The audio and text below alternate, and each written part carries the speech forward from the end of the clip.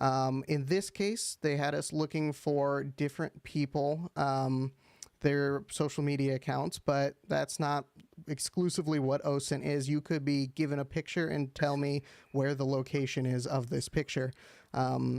People in the audience might be able to think of GeoGuessr if you ever played that, when that was the hot buzz for a little while at one point. And OSINT is one of my personal favorites as well. But it was a really interesting set of challenges. I don't know how much I can go into detail on them. I don't know if they've all been solved yet or not, but... Fair. Yeah, I saw there was a little bit of Discord chatter about who has a Twitter account. We need it for an OSINT challenge. So always fun to see the camaraderie there. Now, and you've been around the US Cyber Games program for a season or two now, and you joined us in San Diego for the international events. One of my favorite parts of all of this is just seeing all of the collaboration, globally here. We have something like 58 teams, 20-something countries represented. Talk to me a little bit about some of the networking that happens either behind the scenes or in Discord, meeting friends, potential colleagues, that kind of stuff.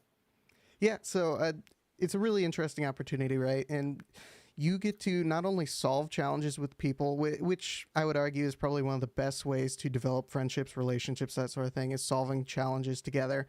But you also get to see where technical abilities lie. You get to, metal meets the road sort of thing. You get to learn where you struggle, where you succeed, and same for others. And that gives you really good opportunities to learn and see who you want to be friends or bring in as friends to different challenges, that sort of thing. And you get that in CTF challenges like this that we're doing today. You get that in the international competition, that sort of thing. And it's just a great opportunity all around. I don't know how to say it otherwise realistically. Right on. I love it. No, it's all good stuff. And before I let you go, one of my favorite questions to ask athletes like yourself, young professionals in the field, specifically with a lens kind of on folks that are interested in kind of getting started in cybersecurity. Do you have a kind of a resource that you would recommend? I know there's capture flags happening almost every weekend. There's all kinds of YouTube channels out there and blogs to follow and other things that catch people's attention. But, from your perspective, is there a resource or a specific cyber competition that you found most helpful or you typically like to point beginners towards? Yeah. So, I think the easy plug here is actually Hack the Box. I would use them as a really good resource for a variety of different things. I mean, they're one of the leaders in the industry, so I think that's a good place to turn first. And then, obviously, I think there's a little bit of a shameless plug, too, because we're going to be publishing content here at US Cyber Games towards that sort of thing, getting people involved. So I would say look out for what's coming from us. Very cool. I like it. So last question before I let you go. In looking at just kind of the challenges that were delivered today, what do you think are maybe some areas that the US cyber team will look to kind of strengthen some of their skills around? Or is there a specific tool that you saw that was needed for one of the challenges that you think we can hone in on a little bit better, or a skill set that is pretty obvious that we can really kind of beef up some of our capabilities there? Yeah, just looking at statistics as they stand right now, I think the big thing will be full pwn and seeing how that plays out in the near future. I know we've just gotten access to some new challenges regarding popping a full system. So we'll see actually how that shapes up. I think that'll be something to look at. Otherwise, looking at the U.S. team, which is actually in second place right now on the scoreboard, they have solved pretty well everything save for a challenge in reversing and a challenge in hardware. Hardware is just one of those difficult ones that will be another thing to look at as well. We're going to probably see more in the next ICC with hardware, so that'll be another one of those. Nathan, I love it. I love the glasses. I love the beard. I love your whole getup today. I appreciate you joining me on the air. Best of luck to you moving forward. Certainly be in touch over the coming weeks. But thank you very much for joining us on the live stream today. It's been a pleasure to chat with you for a few minutes here. Get back to it. I know you have some challenges to solve, and have a wonderful rest of your day. Yeah, you as well. Thank you much. Right on. All right, folks, that wraps up our first segment for today. Next up, we will welcome a representative from Hack the Box joining me on air, a name that you may be familiar with. I'm sure you've seen him around or seen some of his content out there. We are going to be welcoming Nick Ipsek to the live stream here any minute. There he is. Nick, good afternoon. How goes it? Good afternoon. Goes pretty well. Hopefully my mic is working. I didn't do a full test, but hopefully the demo gods don't get me. I can hear you loud and clear. Thanks for being here, my friends. Ipsek, I know some of our audience may know who you are. I've taken a couple of minutes to introduce myself. Want to give you the same privilege. Tell us a little bit about Ipsek. Where'd you come from? What do you do? Some of the background on all cool things you got up your sleeve. Yeah, so I'm probably mostly known for doing just CTF videos, primarily Hack the Box. I've been doing them, I want to say 6 years now. It may be longer, it may be a little shorter. They're up on my YouTube channel at youtube.com/cipsec, but you can also go to the website ipsec.rocks, which I try to index majority of my videos. So if there's any topic you want to learn about, cross-site scripting, IPv6, any security thing related at all, you can type it in ipsec.rocks, and it'll link you to my channel primarily at the exact minute that I talk about it. So super handy there. I joined Hack the Box about 3 years ago. Before that, I was a player. I played since the start of it. And at Hack the Box, I don't exactly have a role, I guess, because I just float between departments, making sure everything's good. One day I may be doing some content, I may be making it, maybe help troubleshooting, maybe working on pro labs, maybe doing some development. Sometimes I just do like community outreach or events like this. So my schedule really changes just depending upon the week. Right on. That sounds like the best job ever, floating around and never getting bored. So Hack the Box is a sponsor of the US Cyber Games program. The entirety of the competition today is running out of your CTF environment. Y'all design the challenges. Tell us a little bit about Hack the Box, some of the various platforms that you run, some of the offerings out there for individuals, for organizations, etc. Yeah, so what we see right now is the CTF platform, which it's kind of funny because most people think Hack the Box is a CTF platform, but the CTF is more just like an organized event, right? Where the leaderboard is for a strict amount of time, normally like 24 hours or 2 hours, like a conference CTF. And the challenges can range from almost anything, right? We have OSINT right here, the open source intelligent gathering. We have hardware, we have web, we have pwn.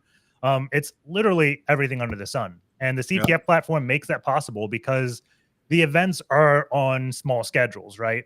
If we try to do a OSINT thing on our main platform, which is maybe we call it the community platform, the one that most people know if you go to hackthebox.com, it's hard to do those because sometimes you tweet something and the bot removes the tweet and then that challenge is broken, right? So the CTF platform lets us test it, make sure it's still good before the event, and then run it. On the main platform, we have the weekly machines that many people know. Every Saturday at the same time, we release a new machine, either easy, medium, hard, or insane. That goes on like a seasonal leaderboard, which is something we started probably about a year ago, maybe a little bit longer. Each season, I want to say lasts between 12 and 13 weeks. So that's how long the scoreboard lasts.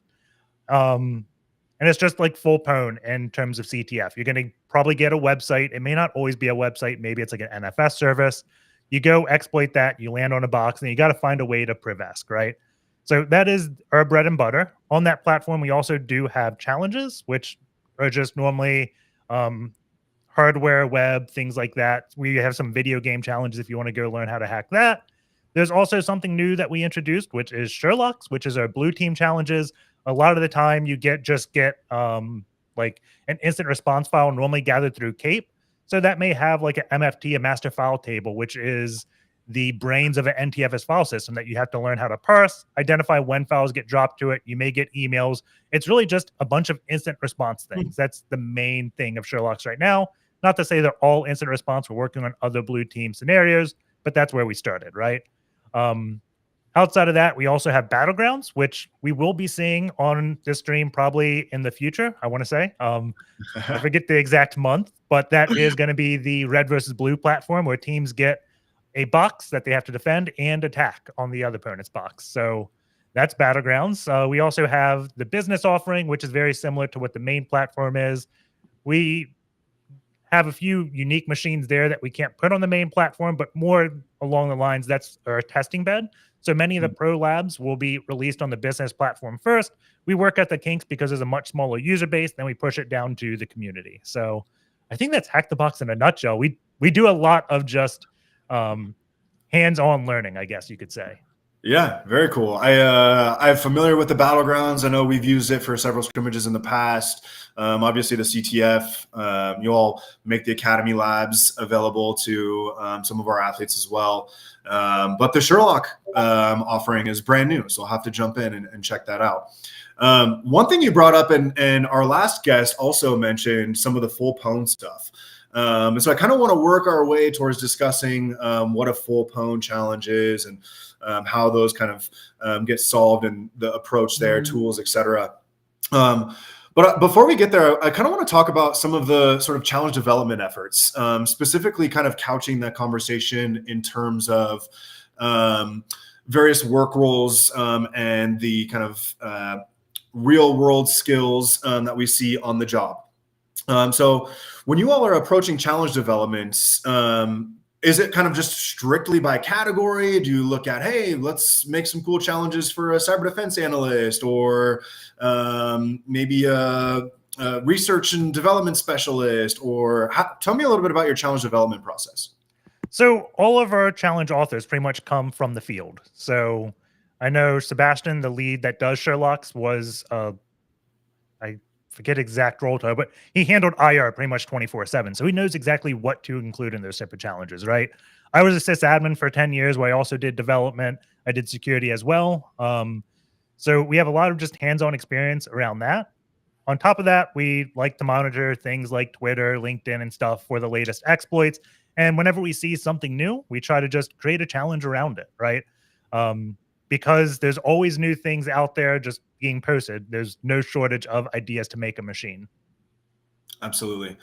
And Hack the Box, obviously all about the gamification of all of this stuff. You know, when we're looking at things like leaderboards, we're looking at things like the ability to chat and collaborate and some of these aspects of gamification that we bring into the learning. You know, I assume some of that is intentional, not just to bring in new and different populations and kind of engage them with fun and exciting content that is also, you know, practical and technical from a learning perspective. But I have to think that it makes some of the learning a little bit more sticky. And I use that word sticky just to kind of talk to not just rote memorization, but actually the practice of doing it. What is some of your experience around seeing some of the growth, either yourself or other users of the platform as they kind of move up the ranks and continue to improve their skill sets? No, it's absolutely amazing. I've talked to so many people, and it's also humbling because they say they started out from nothing, like watching my videos, going over OXDF blogs, and now they have full-time jobs, which it's crazy because I've only been doing this like 5 to 7 years, making everything public, right? And just that amount of time, I can't imagine how many jobs were created. Also, like touching on the gamification thing, like every industry goes to it, right? Even like gyms are trying to work out gamification with streaks and do something there. Like Peloton is big on it. They even have like a game you can play while you're riding your bike. It's a bit odd, but it just tries to motivate people to keep like you playing. And I really enjoy it because when I was a kid, we didn't really have any of these platforms. There was like Hack This Site, I want to say was one of them growing up, but it was really kind of cheesy. It wasn't great. So most people learned doing like video game hacking or hacking on their own machine, which it's not easy, right? Even if you go back 7-8 years ago, before like Hack the Box started, if you wanted like a good cyber range where you got a VPN to log into, you had to do like OSCP, sign up for the training, which is expensive to get their VPN. There wasn't a good way to do it. There was VonLab, but again, that has the same problem of I'm going to spend probably 10 to 15 minutes downloading this VM, got to spend some time configuring it, hope I configured it correctly. There's a lot to go in there, right? And then also, when you're hosting it yourself, I don't have the discipline not to cheat, right? I have the VM, I own the thing. So I can just go root it by like resetting the password, logging in if I get stuck. Things like Hack the Box really solve that. So if you don't have the internal fortitude to not cheat, well, you can't cheat easily and hack the box. If you want to quote unquote cheat, you have to go and find people and talk to people and get spoilers by just chatting with them, which in my mind isn't cheating because you're building a social connection there that's going to help you on later in life, right? All the connections I built on Hack the Box doing these things have benefited me greatly. I met OXDF on this platform, and like he's been my CTF buddy for many years now, and we just keep building off of each other, motivating, and also like, did you do it this way? Oh, I didn't even think about that, and just constantly improving, right? So if you think like talking to people, getting spoilers is cheating, well, maybe it is by the rules, but you're going to grow a lot by doing that. Right on. I love those kind of connections. And I was chatting with our last guest about some of the networking that happens, not just through the international games that we're hosting today, but through the community in general. When you're engaged, when you're looking for various resources, and the connections that you can make end up being lifelong friends. So we were talking a little bit about some of the gamification, some of the learning that's happening. Let's kind of shift towards the categories for today, if you don't mind. So crypto, forensics, pwn, reverse engineering, web, OSINT, hardware. We kind of threw the gamut at them. Do you have a favorite when you and some of your CTF buddies are in a capture the flag competition? Are you guys, which category are you headed towards first? My favorite probably isn't one I would head towards first. My favorite would be full pwn. Okay. Because I like the black box type challenge, right? Full pwn, you're just pretty much given an IP, and you have to figure out all the technologies in that. It could be binary exploitation, it could be web, it could be like anything. I really like the black box aspect, but because that is one of the more challenging, because again, you don't know what's going into it, it's not a good starting point, because if you go into it and you start fumbling around, you're going to get demotivated pretty quickly. I like generally going for my web, which is one of my strong suits, because I feel like I can get a few easy ones and build that momentum train going. It's all about like that gamification. You got to get that dopamine from submitting the first flag, right? If you don't get it in the first 30, 60 minutes, it's going to be really easy to go away from the keyboard. Yeah, I hear you. It's definitely kind of that mental curiosity and that tenacity in that sense.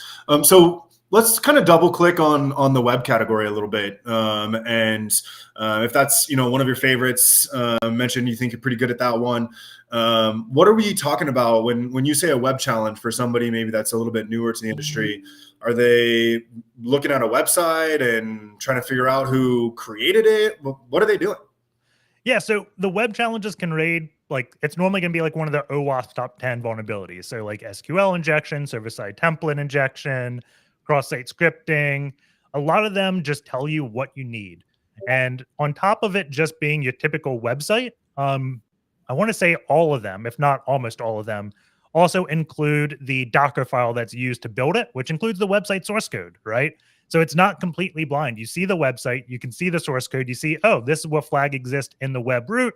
I have to figure out how to make the application give it to me. The other great thing is you just download it. You can run it on your own environment, set up some debug things, and kind of learn the whole purple team aspect, because debugging definitely helps tremendously, right?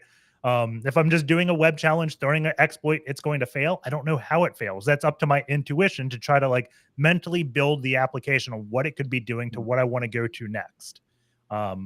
If I have the source code, I can just like go on this line. I think I'm in this function. I'm going to write out a line and I hit it. Yes, I see this. Oh, I'm trying an SQL injection. I'm going to write the SQL query because maybe my injection is making bad SQL. I don't know that from the attacker, but because I can run it locally, I can now see the exact query and spot the difference, right? It really speeds things up. The other thing that's useful is like Sneak is a free tool for researchers. So you can just run it and it's going to do static code analysis on the application. Sometimes it would just tell you right where the vulnerability is and you just have to figure out how to attack it. Even when it doesn't tell you where the vulnerability is, at least it rules out a lot of the things you don't have to check for. And that's super useful translating into a professional environment if you're either securing or attacking it, because you know what the tool is going to see.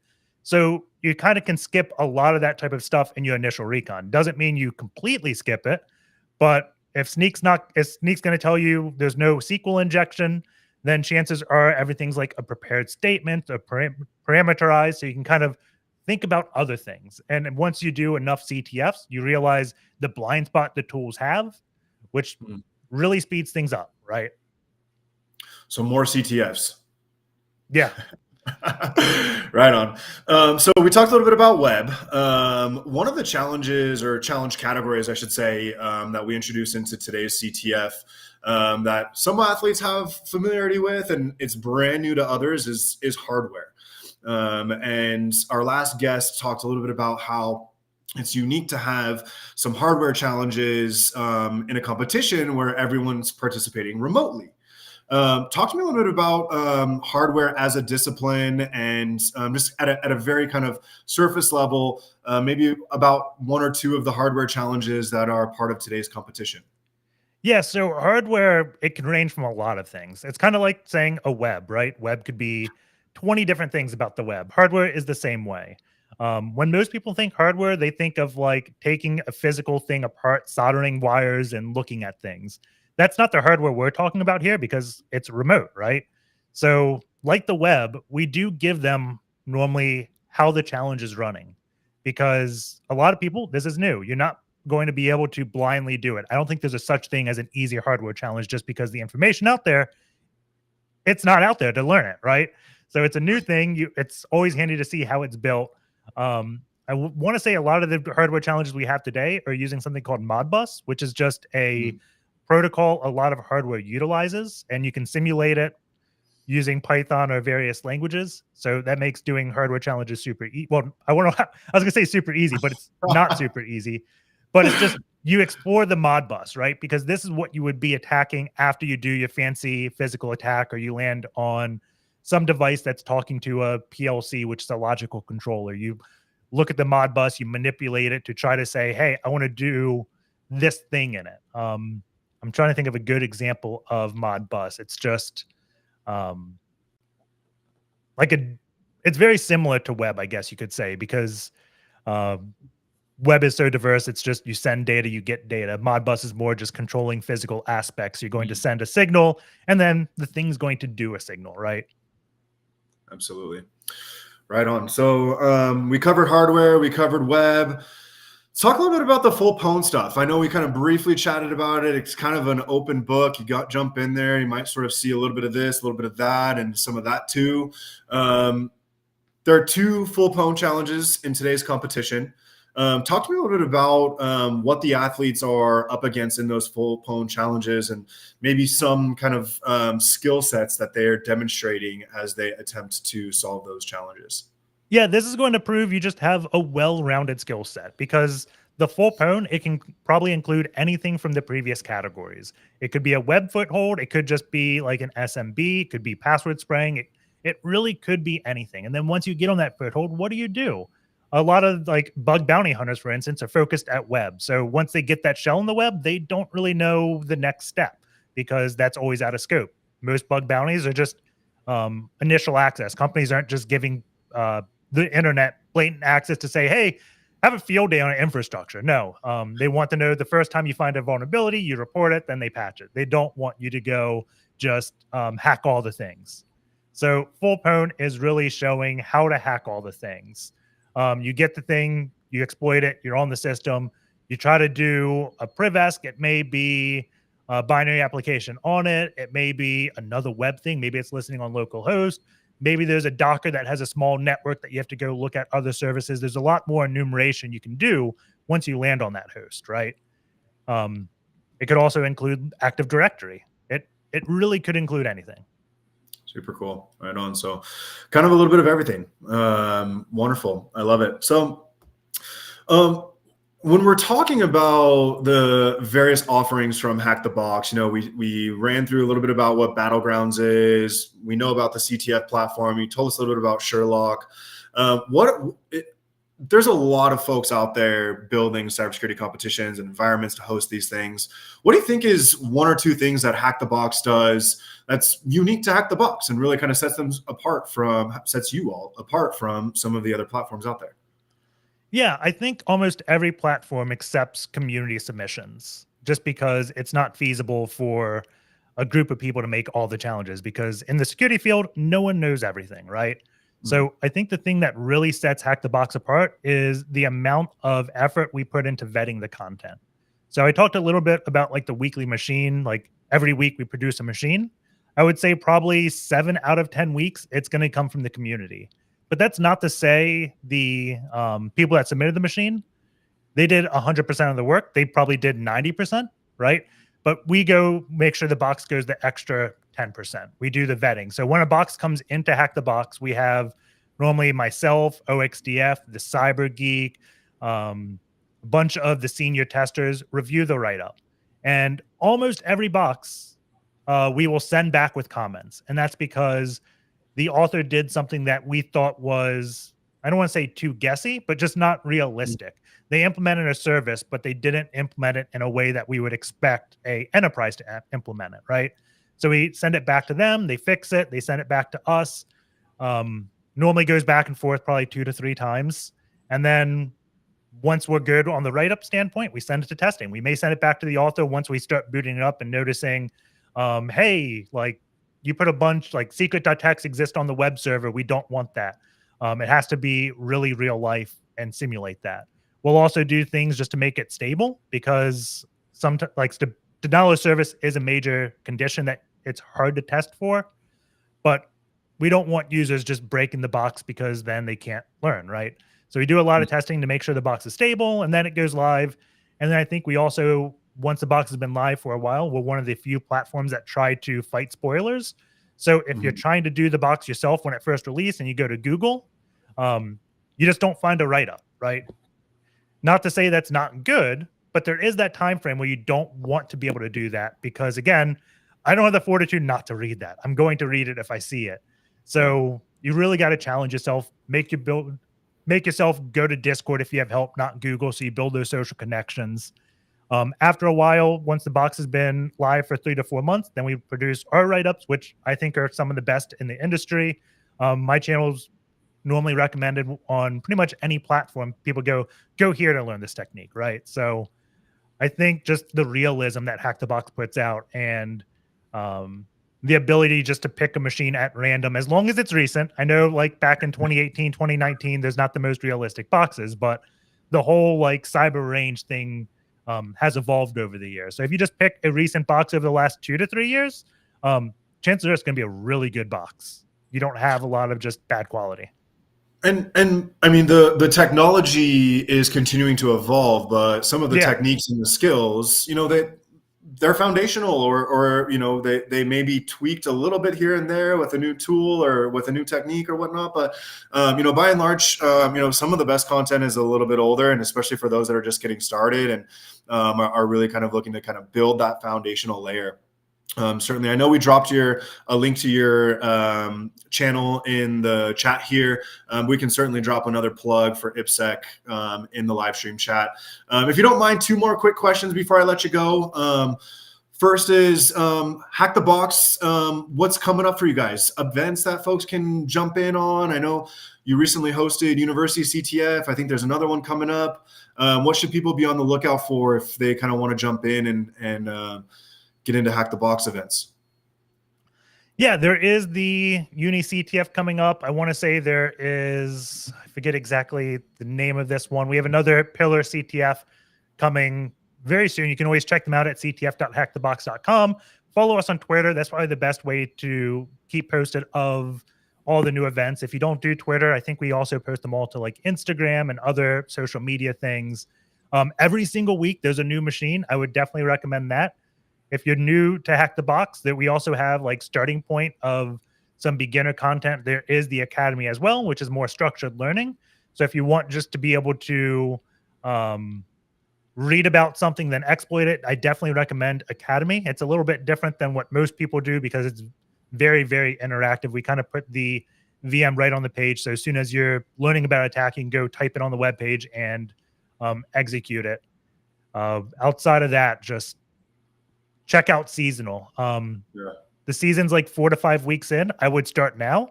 And then the next season, when it begins, I would try to get a 50 to 70% completion of that season, see yourself rise in the rank. And then you'll be surprised, you won't be surprised at first how much you struggle. Even I struggle with the seasonal thing. But after you do 2 to 3 seasons, you'll really start seeing the results. It's like when you go to the gym, you get like the first week, you're not going to see anything. You have to stick with it. Once you stick with it, it's giving you something to measure. And that in the gym aspect, it's going to be your body, how you look, how much more weight you can lift. After a month or two, then you realize, oh, wow, I really am progressing, right? I think without seasonal, without that feedback and seeing how you actually progressed, you won't really notice it. It may be demotivating, right? Mhm. So I think Hack the Box does a good job at, if you look at your profile over time, if you stick with it, you'll see yourself getting better. Yeah. And one final plug for Hack the Box. I know your Discord server is one of the most active I'm part of. I know there's all kinds of great networking, career opportunities, announcements about upcoming events, all kinds of good stuff there too. So if you haven't given IPSEC a follow, see the link in the chat. Go find his stuff. Nick, IPSEC, thanks so much for being on with me today. I really appreciate your time. I really appreciate Hack the Box and all the support you've given to the US Cyber Games program and the PlayCyber team. We truly, truly could not do this without you. So thanks a million. Give everyone at Hack the Box a massive thanks from our team as well. And have a wonderful rest of your afternoon. You too. Thank you for having me. It's been a blast. Absolutely. Right on. Cheers. Take care. Cheers. Folks, I think we have a quick video to play for you all. A look back at the International Cybersecurity Championship from August 2023 in San Diego. So I will be right back in 3 minutes, and we will resume some of our segments.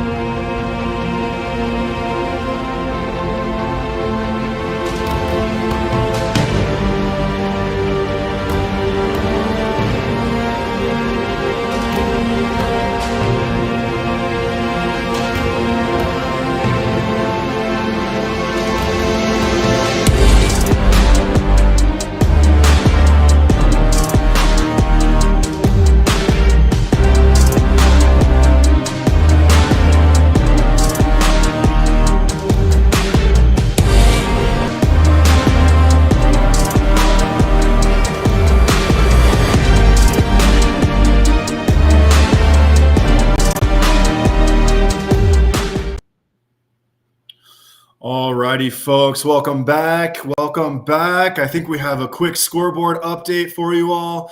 Last I checked, there was a three-way tie for third place. Let's see here. We still have Team Serbia at the top of the board. Team Serbia has 22 flags. Right behind them, ECSC Team Greece 2024, hot on their heels, followed by insert team name here, and a couple of others in the hunt. So we will continue to monitor this. I know some of you are asking for when we're going to see the game. We will get there, I promise. We're going to have some more interviews first. The competition is still active, so we're trying not to give away too many spoilers on the challenges. Don't want anyone to get an upper hand, but we'll keep you posted on the scores. No doubt about it. But in the meantime, I'd like to welcome a dear friend and colleague, Tomas. Welcome to the show. Thanks for having me, Brad. How are you? It's a pleasure to see you. I'm doing all right, thanks. I'm doing all right. It's nice and sunny outside here in Denver, Colorado, which for January is hit or miss. How are you? I'm doing okay. Look, it's the weekend. You guys have a great event going on today, so it's exciting times. And then we've got great events going on this weekend for us at the NFL. So it's exciting times over the next few weekends and week as we. You sure do. You sure do. I'll be tuning in. Folks, by way of introduction, I'll let Tomas kind of share a few details about who he is. But Tomas is one of the members of the U.S. Cyber Games Advisory Board. Tomas is the CISO from the NFL. Tomas, tell our audience a little bit about what you do. Sure. So I keep the bad guys away. That's what I do in a nutshell. I keep our business in line, if you will. No, look, all seriousness, my job is really to help the business go as fast as they can, take as much risk as they can, and understand that risk and make sure that we have all those risks, if you will, mitigated, or at least within our tolerance, if you will. So the CISO for the NFL. Spend a lot of time with all of our clubs, a lot of our business units. Been doing information security or cybersecurity for the past 25 years or so. Wow, scary to even think of it like that. But yeah, been at it for a while. Really enjoyed this career and this journey that I've been on. And I'm happy to be here. Happy to chat with you and get everyone excited about what the U.S. Cyber Games is all about. Man, that's why we have you on. I mean, how much more inspirational can you get than the CISO for the NFL? I know a couple of tracks that I'm hoping we can discuss while I have you this afternoon. First being sort of all of the prep going into the countdown to Las Vegas coming up here in a couple of weeks. I know Super Bowl is kind of the big event for the NFL and all kinds of prep there.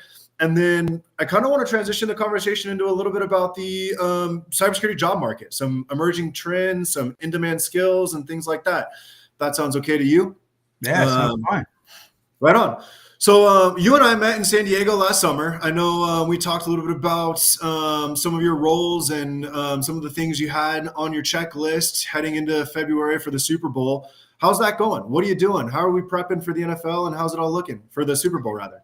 Look, everything is looking great. For most of you that don't know, we usually spend about 12 to 18 months at least from a cyber standpoint, preparing for the event. And, everything is looking good. We've done a lot of tabletops. We've worked through incident response. We've done a lot of pen tests, security assessments, bunch of risk assessments. And we've been on site, boots on the ground in Las Vegas multiple times throughout the year, and now we'll be back there in another few days, getting ready for that big game that's going to happen in a couple of weeks. So I think everything is lined up. The city is looking fabulous, with all the sort of colors and the advertisements and all the sort of small businesses and large businesses that are supporting the actual event.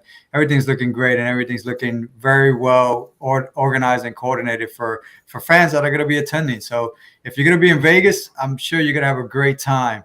If you're going to be watching on the TV, I know you're going to be missing that you're not in Vegas, but you'll probably have a great experience as well through that broadcast. So, I'm sure the experience is going to be great, no matter where you are and where you're able to consume the games. I'm excited for some football. I'm excited to see Usher. I've heard there's some other cool guest appearances coming out at halftime, so can't wait for that. Now, who do you think's going to make it in, though, Brad? Bradley, who do you think's going to make it in? You know, I don't want to get too off track here. I was a former San Diego Chargers fan. They ditched me, so I feel like my uncle actually and my grandfather both played for the Buffalo Bills. So I root for the Bills. Sadly, they got it handed to them last week by the Chiefs. So hats off to Patrick Mahomes and Travis Kelce, all of them. I'm excited. You know, I wouldn't mind seeing the 49ers in there from the AFC side. Either one. It's going to be a great game either way. Yeah, absolutely. So when we were chatting in San Diego, you shared a couple of things that were not on my radar in terms of some of the structure of the NFL and some of the what's kind of under your umbrella in terms of management and responsibility and sort of risk and whatnot. Talked a little bit about, you know, the NFL.com app, all the live streaming stuff. You talked a little bit about the store, you know, of course, you know, all of the on-site things there. When we're talking about the various roles in cybersecurity, and I know many of the franchises have their own teams kind of running their information security and defending their posture and whatnot. Talk to me about some of the kind of maybe resume components or, you know, certifications or CTF experience that are kind of, you know, that get bolded when you're reviewing some applicants. Yeah, look, I think there's a few things that we look for when we look for prospective candidates, and I'll start with probably the most basic one that people probably don't think about, but it's just that general curiosity as to how did something actually happen? How did a machine get taken over? How can you take over a machine? How can you actually impact a business line by way of security? How can you enable a business to continue to be profitable and continue to take risk? Right, by leveraging security and security skills and security practices.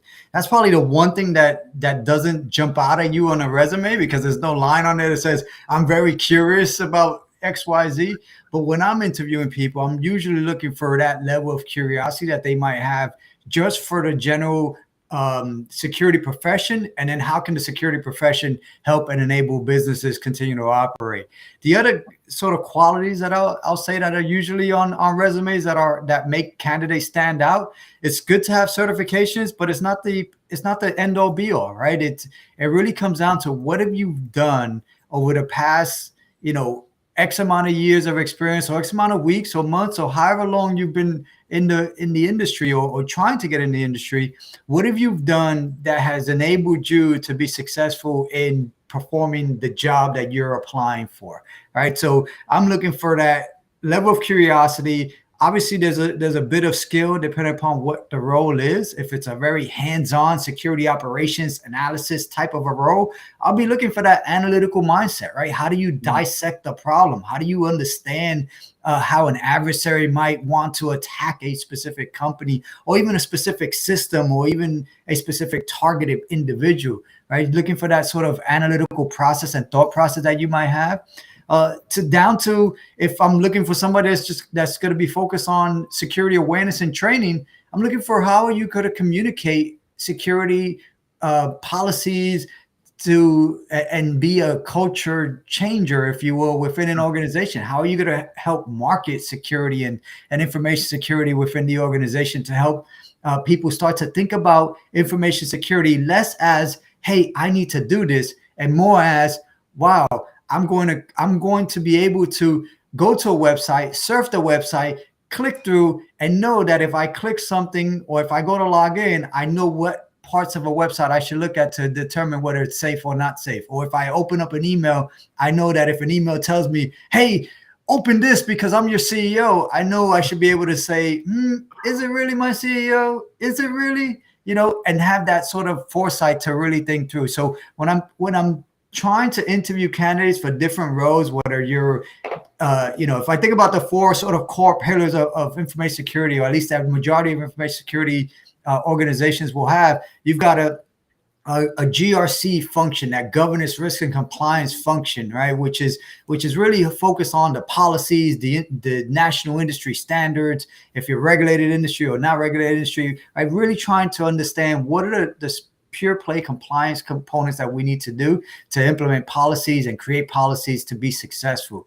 Then you have a security operations function, which is I'll call that sort of first, not first line of defense, but that first line of blocking and tackling, right? Being able to work through cyber attacks and being able to dissect that. So that's typically where you might see those threat hunters, those red teamers, those blue teamers, if you will, playing in that sandbox, doing a lot of that security analysis around what's happening in the environment. How do we find things that are potentially risky? And then how do we ultimately fix and improve controls, right?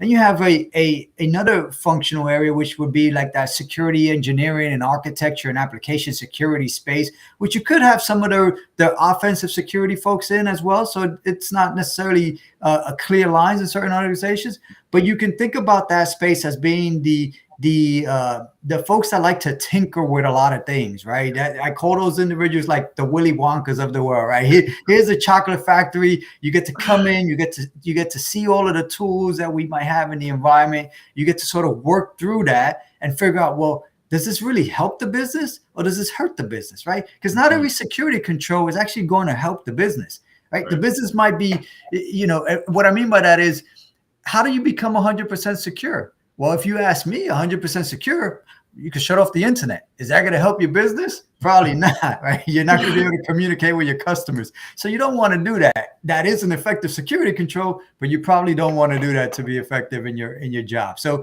that's just a spectrum of what type of jobs and roles that can fit in and where not only the athletes that are sort of performing today, but others that are just watching and trying to get more curiosity about this space. That's where you may be able to play. But there's some emerging, I'll call it skill set areas that we need to keep an eye on. And, if you've been underneath a rock, then you probably haven't heard about artificial intelligence and generative AI. But if you haven't, you're probably thinking, wow, how can I start to think about generative AI in the context of cybersecurity, information security, and leverage those two skills and merge them together to be effective in potentially new roles that will start to develop in that space. So yeah. That's my spiel. That's what I got, man. Man, that was a mouthful. First and foremost, I got a plug for Willy Wonka. If you haven't seen the new movie, go see it. It's awesome. But more kind of relevant to our discussion here, I really appreciate kind of the comprehensive lens that you look at from a hiring perspective. And I know that's one thing that over the first couple of seasons with the US Cyber Games, as we look to draft the US Cyber team, support their training efforts, compete in global competitions, get to know coaches and athletes from around the world. There are so many aspects of a team. And one of my guests here in a half an hour or so, we're kind of going to get into some of the team, to the roles and things like that. But it's so important for these reminders around, yes, cybersecurity can be exceptionally technical. And there are also folks that are needed in cybersecurity that can speak to some of the policy stuff, maybe some of the legal stuff, somebody that can translate some of the technical jargon and what's happening within your environment, your enterprise, to somebody like yourself and further on up the chain about what that means for the business and the risk and the availability of the website or the store or whatever the case is. So, I certainly appreciate that. And you dropped a comment in towards the end about some of the AI stuff, all of the large language model, natural language processor, the generative AI. That's something that comes up all the time in our world too, in terms of the cyber competitions. And is it in play? Is it out of play? Can we use ChatGPT to help us? Can we not? Can we, how does this sort of impact the game or the competition? Right. And, by and large, we tend to allow for those kinds of tools to be used. But talk to me a little bit about what the NFL is looking at some of those technologies for, or if there's others. We see a lot of IoT and mobile stuff. We see obviously cloud's a big deal, and those technology landscapes are changing and evolving so rapidly. What kind of training are you all doing? What are you guys looking for, in terms of sort of the future looking skill sets? Talk to me a little bit about some of that stuff. Yeah, look, I think with AI and generative AI specifically, and one of the things I probably was remiss in saying, when you're looking at hiring people, you obviously need to look from a diversity pool as well, right? So keep that sort of diversity, equity, and inclusion at the top and at the forefront of your mind, and make sure that you're casting a wide enough net and bringing in talent from not only from around the world, as well as from different genders, backgrounds, and upbringings, if you will, because that'll really enrich your team overall. But just thinking about to your question about AI and what does that sort of look like, not only for us, but just the industry as a whole, right? I think generative AI is making AI sexy to the masses of regular people, right? And it's starting to help bridge the gap between technology solutions and technology enabling solutions for prospective people that may be very fearful of technology as a whole. But what I will say, broadly speaking, is, if you think about years ago, and I'm going to use this sort of granddaddy in the room, right? If you think about years ago, how we used to type emails and you would get grammatical errors wrong, and you'd have to maybe figure out, go to a dictionary, put it into like a different application, wordsmith it, and then put it back in. And now all of that stuff is sort of baked into your email process, right? You misspell a word, it'll autocorrect it. That's components of artificial intelligence. Or it'll suggest a new word, right, for you, or suggest grammatical changes. I think we're going to see generative AI become something like that, where you are going about your day-to-day and you have these prompts. Not only are you able to enter in a prompt to get a response, but you'll have the tool prompt you to change or give you other alternative options to better enhance what you're doing, whether that's writing an email, whether that's creating code, whether that's trying to hack into a system. I think those tools will be, that technology will be very helpful to enable you to be more successful, more efficient, and quicker at what you do. I don't see it as a full-fledged replacement of jobs. I think that's probably one of the broad statements that I've seen or heard, where this is going to take our job. I think it's just like anything, right? And if there's repeatable processes, it'll potentially free up those opportunities for folks that may be doing those repeatable processes. But I think it'll allow and it'll lend for upskilling of that talent to do different types of jobs. So I think there's going to be a number of jobs that we haven't even thought of, or even could even phantom, that will be created from this new technology. And as we think about the level of disruption that we're seeing with AI for companies, if you're an industry that is creating content or creating a product that is going to generate data, you need to be thinking broadly around how is that data going to then be leveraged with these large language models, with these generative AI tools to reach your customers better, right? So for example, if I was going to shop, wouldn't it be great to collect all, have all of that information that you're collecting on me already as I'm shopping? But wouldn't it be great to just pop up a little chat window and say, hey, what are you looking for today, Tomas? Would you like to chat with a little chat box and find what I'm looking for maybe quicker, right? Or if you're watching sports on TV, wouldn't it be cool to be able to see a different sort of lens, in addition to the content that you're watching, a different sort of lens on the screen that you may be able to interact with, right? With your keypad or the likes. I think there's so much opportunity. Obviously, there's things that we need to be fearful about, and I'm not going to be naive and say that we shouldn't. But there's just too much upside for us to be so scared about what generative AI will do for information security. I think it's going to continue to enhance what we do, and if anything, make the profession a lot stronger and better. Yeah, you heard it here first, folks. I think there's going to be some cool stuff coming out on TV screens on Sundays here pretty soon.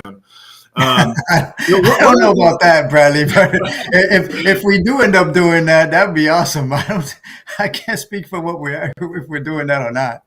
One of the things that you brought up that I think is just so true, and I kind of want to reiterate this, and I know we have our next guest speaker lined up here for a minute or two, but you mentioned the kind of the evolution of the skill set and how we look at, we went from individuals that, maybe 10, 15 years ago, they were building apps, they were, securing various infrastructure components, etc. Now we're looking at massive data sets. We're engineering these large sets of data. We're leveraging them for consumer habits and making business decisions. And as we continue to see the impact of these technologies on the consumer and in the market, behind the scenes, somebody is still writing those algorithms. Somebody is still making all of that work so that the end user gains the benefit that it's intended. So I think that's phenomenal. And I think that's one thing that really kind of speaks to how important cybersecurity competitions are. Of course, traditional academic pathways, this isn't a jab at them whatsoever. It's hard to keep up with some of those academic programs when it comes to the various course content, the degree programs, and what they're teaching in the classroom.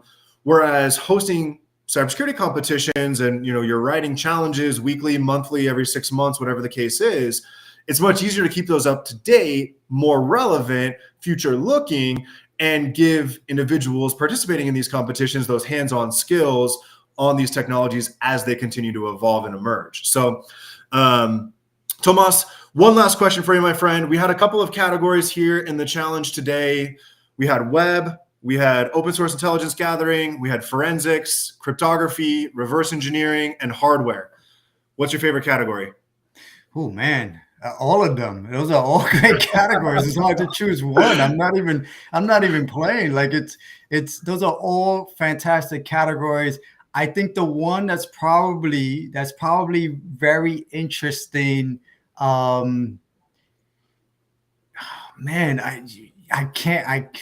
was gonna say forensics, and the reason I was gonna say forensics only because the analytical side of what we do in cybersecurity, right? That pure play sort of cybersecurity skill set. I think forensics really starts to test that, right? It tests your patience. Do you want to look through logs and figure out what actually happened? It tests your skill set and your analytical thinking. How did somebody get in? Do I understand that attack path and that analysis there? And it really tests your overall capability for finding that needle in a haystack. So that would be the one that I pick. I appreciate it, my friend. Tomas, it's always a pleasure. Thank you for being here. Good luck to you over the next couple of weeks. I know it's big time. It's game time. It's Super Bowl time. Can't wait to watch it. Always appreciate your support, and good luck to you. Thanks so much for being on with us today. Thank you. All right, folks. Next up, I would like to welcome in Dr. Josh Brunty. Dr. Brunty is the Season 3 head coach for the U.S. Cyber Games program. And Josh is going to be joining us today, talk a little bit about some of the U.S. Cyber Team training initiatives that we have upcoming and where we're at in some of our prep. And there he is, Dr. Brunty. Good afternoon. Hey, Brad. How's it going? I'm all right. Look at you in your jersey or your polo. I love it. Like all looking all great. down. Even have the background. You like that? You did a better job than I did. Right on, my friend. Thanks for being here, giving us a little bit of your Saturday. Coach Brunty, take a couple minutes, introduce yourself to the crowd if you don't mind. Yeah. Well, I'm Josh Brunty. I'm my day job. I'm a professor here at Marshall University in Huntington, West Virginia. Been here for about 12 years, teaching cybersecurity and digital forensics. I'm the director of the graduate program in cyber forensics and security, which we have a pretty strong program. We're also the faculty advisor for our collegiate cyber defense competition team here at the university. So we fielded pretty good teams in the past, won a couple of national cyber leagues, consistently placed in the top 10 about every year. So we're really proud of our team here. That kind of parlayed into, what I'm doing now as a head coach. So working with this team. But back in my prior life, I was a forensics guy, a digital forensics guy. So I started the laboratory here in West Virginia at the West Virginia State Police. So built that laboratory up. Was just a forensics guy for 10 years, led that lab, and worked a little bit in the federal sectors as well, doing digital forensics and doing a little bit of red teaming as well. And then just decided after I finished out the degrees to get into academia. And one of the things when I came in was to push, competitive cybersecurity and make sure that has a seat at the collegiate level. So that we're doing this and making sure we're getting it right at the college level. So that's what got me to where I am this evening. And now, hopefully leading the U.S. Cyber team and U.S. Cyber Games into some successful international competitions this year. Right on. I love it. And certainly glad to have you on board for season 3. Now, I'm sure some of our competition's watching the show. So without giving away too many details, insider information, if you will, talk to me a little bit about what's some of the ways that the U.S. Cyber team is taking a little bit of a different approach to team composition and training for season 3 events. Yeah, well, compared to what we're seeing in other teams, Anissa's been doing, ICC or the ECSC, I'm sorry, for quite a number of years. So U.S. is really, from an international perspective, is really new at this. We're just in our 3rd season, but I feel like from season 1 to season 2 to season 3, we're gaining more experience. We're figuring out where our weak points are. So we have that institutional knowledge we from our coaches from the prior season, Coach Ken Jenkins, Coach Dane Brown. They stayed around, which has been a big help to me and transitioning that knowledge. So they've been super helpful. Jacob Elliott, is our CTF coach. He was our CTF coach last year. We have Chris Howler on board, which Chris comes with just a massive amount of knowledge. So I think the big thing this year that's going to be the game changer for us is, as we get into the deep part of this year, we have these coaches and this knowledge that we bring to the table that really is going to, I think it's going to pay dividends later on. I really do. We're just now getting our footing, starting the season, getting the team together, molding the team. But really into the central part of this year is when we really get to work and really dig deep and start preparing for both ECSC and ICC. Yeah, right on. I'm loving the direction that you and the rest of the coaching staff are taking the team this season now. And I went a little long on the last segment, so I'm going to throw one more question at you here before I let you go. But today's event, we have 7 teams representing the U.S. in the Capture the Flag. Tell me a little bit about what you're seeing, whether it's from the leaderboard, you're reading in Discord chat. What do you think? How's the event going today for us? Well, and I want to point out here that all of our teams are teams of 4. And they're competing against teams of 8 in certain places. So I'm real proud of them kind of holding the line there. We, technically they're at a disadvantage right now, but this is what we're talking about, playing that long game, because when you split them up, you put them in smaller teams. Yes, they're at a disadvantage, but they're going to learn and they're picking up, they're working, real proud of them, what they're doing. I'm just happy to see the results that I'm seeing out of some of the teams in there, but to field 7 teams from our program, that's, you can't, not every, country and every international team can say that much. So I think that's the start of us really, putting in the work, we'll say that when we start to train later this year, putting in the work into these CTFs now, I think will pay dividends, not just in the competition, but in the workforce as well. I think, just by them attaching their name to the U.S. Cyber team, when they go out into the workforce, we want to have a branding about us that we're capable. But yeah, looking on the leaderboards today, looking at the chats, looking at the challenges they're solving, we're doing a good job of holding the line with those smaller teams. I was going to say, I just took a quick peek at the leaderboard and I'm seeing U.S. all over the top couple spots. I mean, we have 3, 4, and 5 locked down at the moment. So, might be smaller teams, but we're showing up big. That's for sure. Yeah, tiny but mighty. Yeah, absolutely. A couple more questions for you, if you don't mind. Sure. We're today in the competition, and I've chatted with some of our previous guest speakers on the live stream about some of the challenge categories. When we're looking at today's event, we have crypto, we have forensics, we have pwn, we have reverse engineering, web, OSINT, hardware. Where do you see some of the U.S. Strengths when it comes to these categories, and if there's any shout outs you want to give to any of the athletes or coaches in terms of what we're doing on some of those categories? I would love to hear some of that. Yeah. So, I mean, really, most of our players come out of CTFs. That's something we're really strong in here in the U.S. We have National Cyber League and a lot of alumni there, a lot of previous winners. And, what I'm seeing, we're strong on the forensic boards. We're doing well in crypto right now. We're traditionally, we just don't hold the line in crypto from my experience, my personal experience of competing as well. But we're doing well in Pwn. We're staying up to speed. I think across all categories, I'm very happy with where we're at.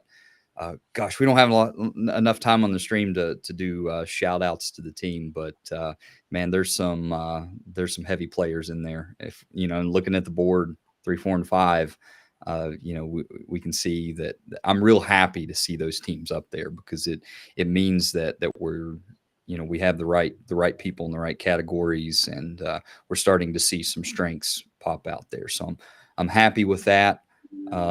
I just think it's another CTF, that we're going to do well in, and I think it's going to pay off in the long run. I really do. I can't see any weak categories today coming out of us, really. I mean, just other than just sharpening up our crypto skills, maybe, and going to work on Pwn.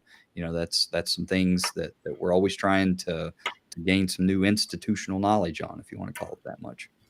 I love it. Well, Coach Brunty, it's been a pleasure getting to chat with you a little bit this afternoon. I know some of the athletes probably looking for your attention, so I'll let you get back to it. But first and foremost, thank you for not just joining us today, but for all of your leadership with the US Cyber Games program this season. Can't wait to see you in a couple weeks in DC for our camp, and have a wonderful rest of your weekend. Hey, do the same. Thanks for your all support. Appreciate it. Right on. All right, folks, you've heard from the coach of the U.S. Cyber Games program and the U.S. Cyber team. And next up, I have somebody that you've probably seen before. And I can't wait to introduce Jordan to the live stream. So, Jordan, come on in whenever you're ready. All right. Hello. Can you hear me? There you are. Wonderful. Excellent. How are you? I'm doing well. How you doing, Brad? Excellent. I'm hanging in there. Jordan, Vector 35, Binary Ninja. Tell the folks on the live stream who you are, what you do, and where you come from. Sure. So I started my career about 7 years of network defense and incident response forensics, and then I did the next 7 years doing offense, vulnerability research, exploit writing, reverse engineering, and then I spent the last 9 years of it building Binary Ninja, which is combining both, right? So you've got malware analysis, incident response things, forensics that are using it defensively, and then I've got the vulnerability research doing it offensively. And so now I'm just building the tool that both sides basically are using for that. So it's been a fun adventure. Also played a lot of CTF along the way. So I've done a fair bit with CTFs. I've won DEF CON CTF finals 3 times. I played in something like, I think 12 finals I counted at one point. I know, a lot. I stopped counting. Which means that my win rate is not great, right? If you do the math. So don't look too closely at that. But hey, I don't know how many other people can say they've won it that many times. So you're doing pretty all right, I think. There's a couple teams. PvP's got me beat. I distinctly remember when they finally beat my record in terms of total wins, and then they proceeded to crush it even more in the last couple of years since then. But it's a pretty small list, so I'll take it. It was easier though when I did it, to be fair. It was back in the day. It wasn't quite as hard.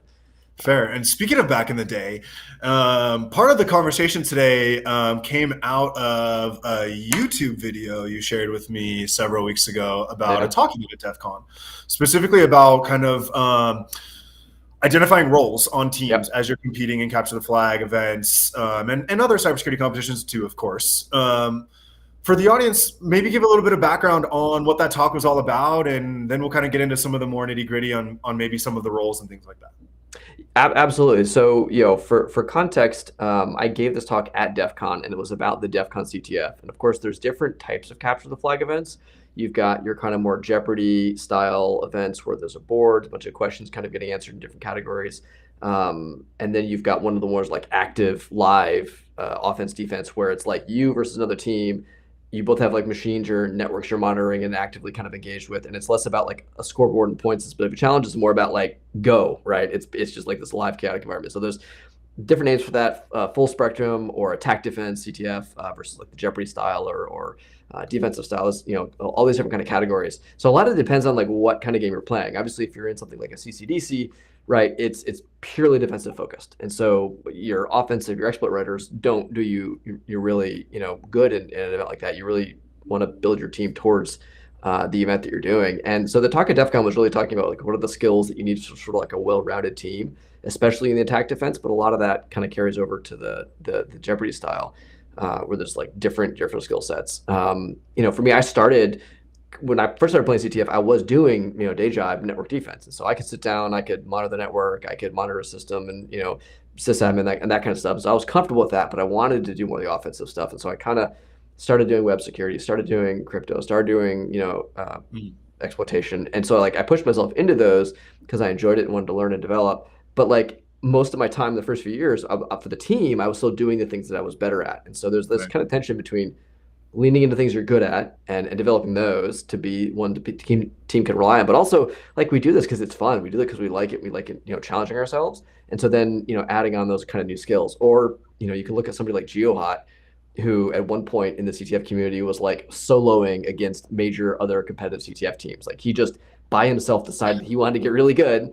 And he just started like beating teams at these competitions because he put so much time into like really honing his skills in like every single category and being efficient enough. He was like a one-man team. It was kind of crazy. So there's a lot of ways you can approach it. Phenomenally impressive. Excellent context. I appreciate that. I just had Dr. Brunty, coach of the season 3 team, on the line. One of the things that we talked about in terms of preparing the US cyber team and kind of going back to one of your comments and recognizing the different formats, of course. So today's Capture the Flag, running on Hack the Box, typical crypto, forensics, pwn, RE, web type categories. And then we also do the attack and defense side, the red versus blue competitions. And when it comes down to the roles, one of the things that the US Cyber team has looked at this year is really asking the athletes to kind of identify category areas, disciplines that they feel strongest in or have the most interest in improving their skill sets around, and then providing them with some training to kind of support that growth. Talk to me a little bit about how you kind of navigated some of that with your teams and the various roles that do kind of show up in cybersecurity competitions. It's for sure an important thing to do. In fact, even was a lot of the context of that talk was on exactly identifying here's some specific domains that sort of exist within this sport. Because a lot of people, especially DEF CON CTF finals, it's very opaque. You walk in, you see a room, and you're like, I don't know what they're doing. And so it's kind of breaking down and explaining like what's happening. You have people that are monitoring the system, people that are watching the network, people that are taking the exploits from the other teams and trying to turn around and send them, people that are reverse engineering, people that, all these different parts of it was, trying to describe those different skills. And then, there's these other categories that maybe exist more kind of like in the standalone competitions. Again, I don't think most people are probably going to be not just like a single, very narrow kind of thing. They're always going to be a little like pwners and reversers tend to overlap a lot, right? Because a lot of the same skills that you're reversing a binary, you're also pretty good at, writing in an exploit for it, or there's oftentimes a lot of overlap. People that are really good at like system administration tend to be good at networking because there's a lot of like overlap there. So there's these sort of like blending, but I think it is important to, like I said, both find your strengths, the things you're good at, things you like, and then develop those and be really good at that so you're the expert the team can rely on. But also like, find the other things that you don't yet know you're gonna like. Again, my career, I've gone back and forth like over the spectrum of things. And there's times in the CTF where like I'm the only one in the room that's done some crypto stuff. And so I'm not the best at crypto, but if I'm the best on the team at the time, then you do what you got to do and you go read the research papers and you try to figure it out, right? So there certainly are times for that. But if you're in a competitive environment where you really have the opportunity to structure your team well, to plan out, to get the sort of best of all these different categories, I think it makes a ton of sense. And so I think, you can do that by asking people just their interest area. You can do little kind of quizzes and challenges and internal competitions and stuff and try to kind of get best of the best. And I think that makes sense. But there's also like, there is a little bit of like a wild card aspect of it too, because there's some people that maybe aren't easily categorizable as one thing, but they're very good all around. And so that breadth can help.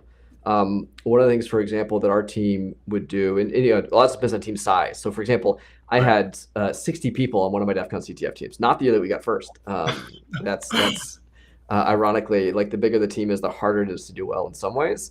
Yeah. Because I was like, I was not only like a manager at that point, just like coordinating all the groups of people, but like I had people under me. There was like a manager of like the upstairs room, manager of the floor, and then like managers of the offense team and the defense, and like different, like we had to have like this hierarchy. It was like a business, right? And like that was also the point at which it became no fun. It was like, all right, the next year we stripped it all down. It was like me and like 7 friends, and we're like, now 8 people, 12 people. Like we're going small again, and we actually did much better that year by just really taking the people that were most passionate, most interested, and most skilled, and just really kind of distilling it.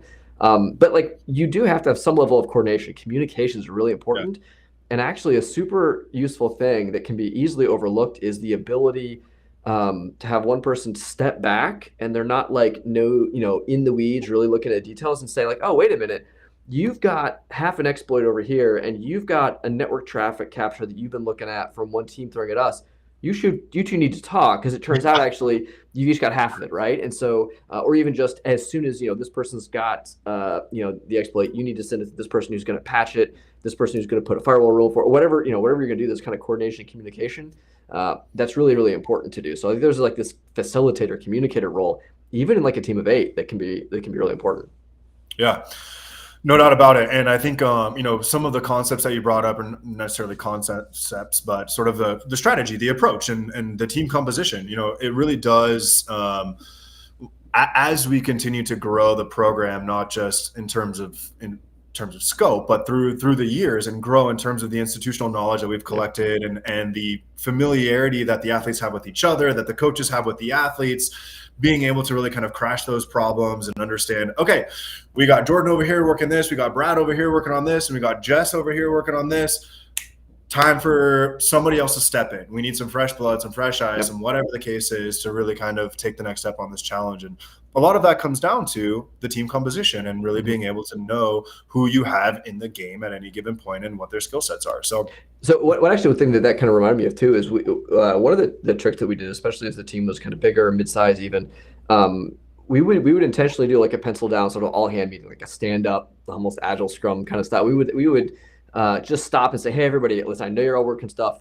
5 minutes, everybody stand up, tell me what you're working on, what you're stuck on, what you're doing. And that was just really, really useful, just forcing people to kind of stay in touch and stay connected.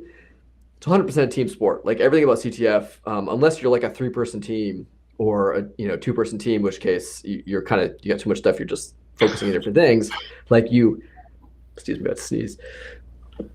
Bless you. Thank you. Like you have to stay kind of connected, and the bigger things grow. Like even like with 8 people, you kind of have enough of run lanes. You sort of know what's going on, but even that, there would be times where we'd stop and like, all right, listen, everybody, what's going on?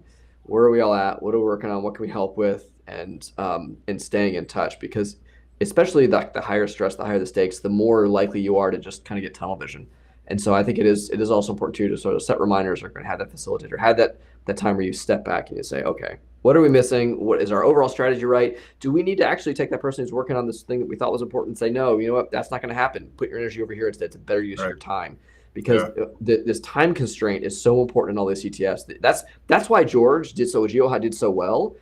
It's not just because he was smarter than everybody else, but he may have been. He was very, very good. The thing that he did so well, he was incredibly efficient, and he knew where to spend his time. And so he would know, I know kind of what I want to do with this problem, but it's going to take me too much time. I'm not going to waste time. I'm going to focus on this thing, which I know I can put less effort in and get the same kind of points. And so that sort of like really shrewd evaluation of what you're good at, what you're not good at, and then maximizing that for kind of points across the game, that's really, really important. Fascinating. Yeah, I mean, certainly there's all kinds of strategies that come into time management, team management, managing your resources and everything else too. So last question before I let you go. Today's competition, as I mentioned, crypto, forensics, Pwn, OSINT, hardware, reverse engineering, and web. Where are you headed first? What's your favorite? Anything but hardware. I've done literally every one of those. I will say that forensics and OSINT have the biggest potential to be bad challenges. So I'm a little leery that there's going to be some in those categories that are just too open-ended and too non-obvious where to go. There can also be great challenges too, but I'm a little afraid of those from that perspective. And you always have to be very careful when you're designing those kind of challenges. So I would probably stick to more of a web or your pwn. But yeah, I love them all, like I said, except for hardware. I would definitely pitch to somebody else. Right on. Are we going to see you at DEF CON this year?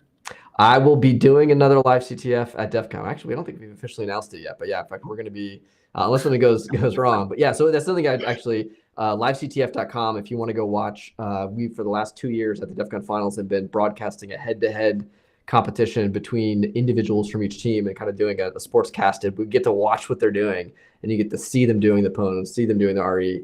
So that's pretty fun. So yeah, folks should definitely check that out. We plan to be back again. So cool.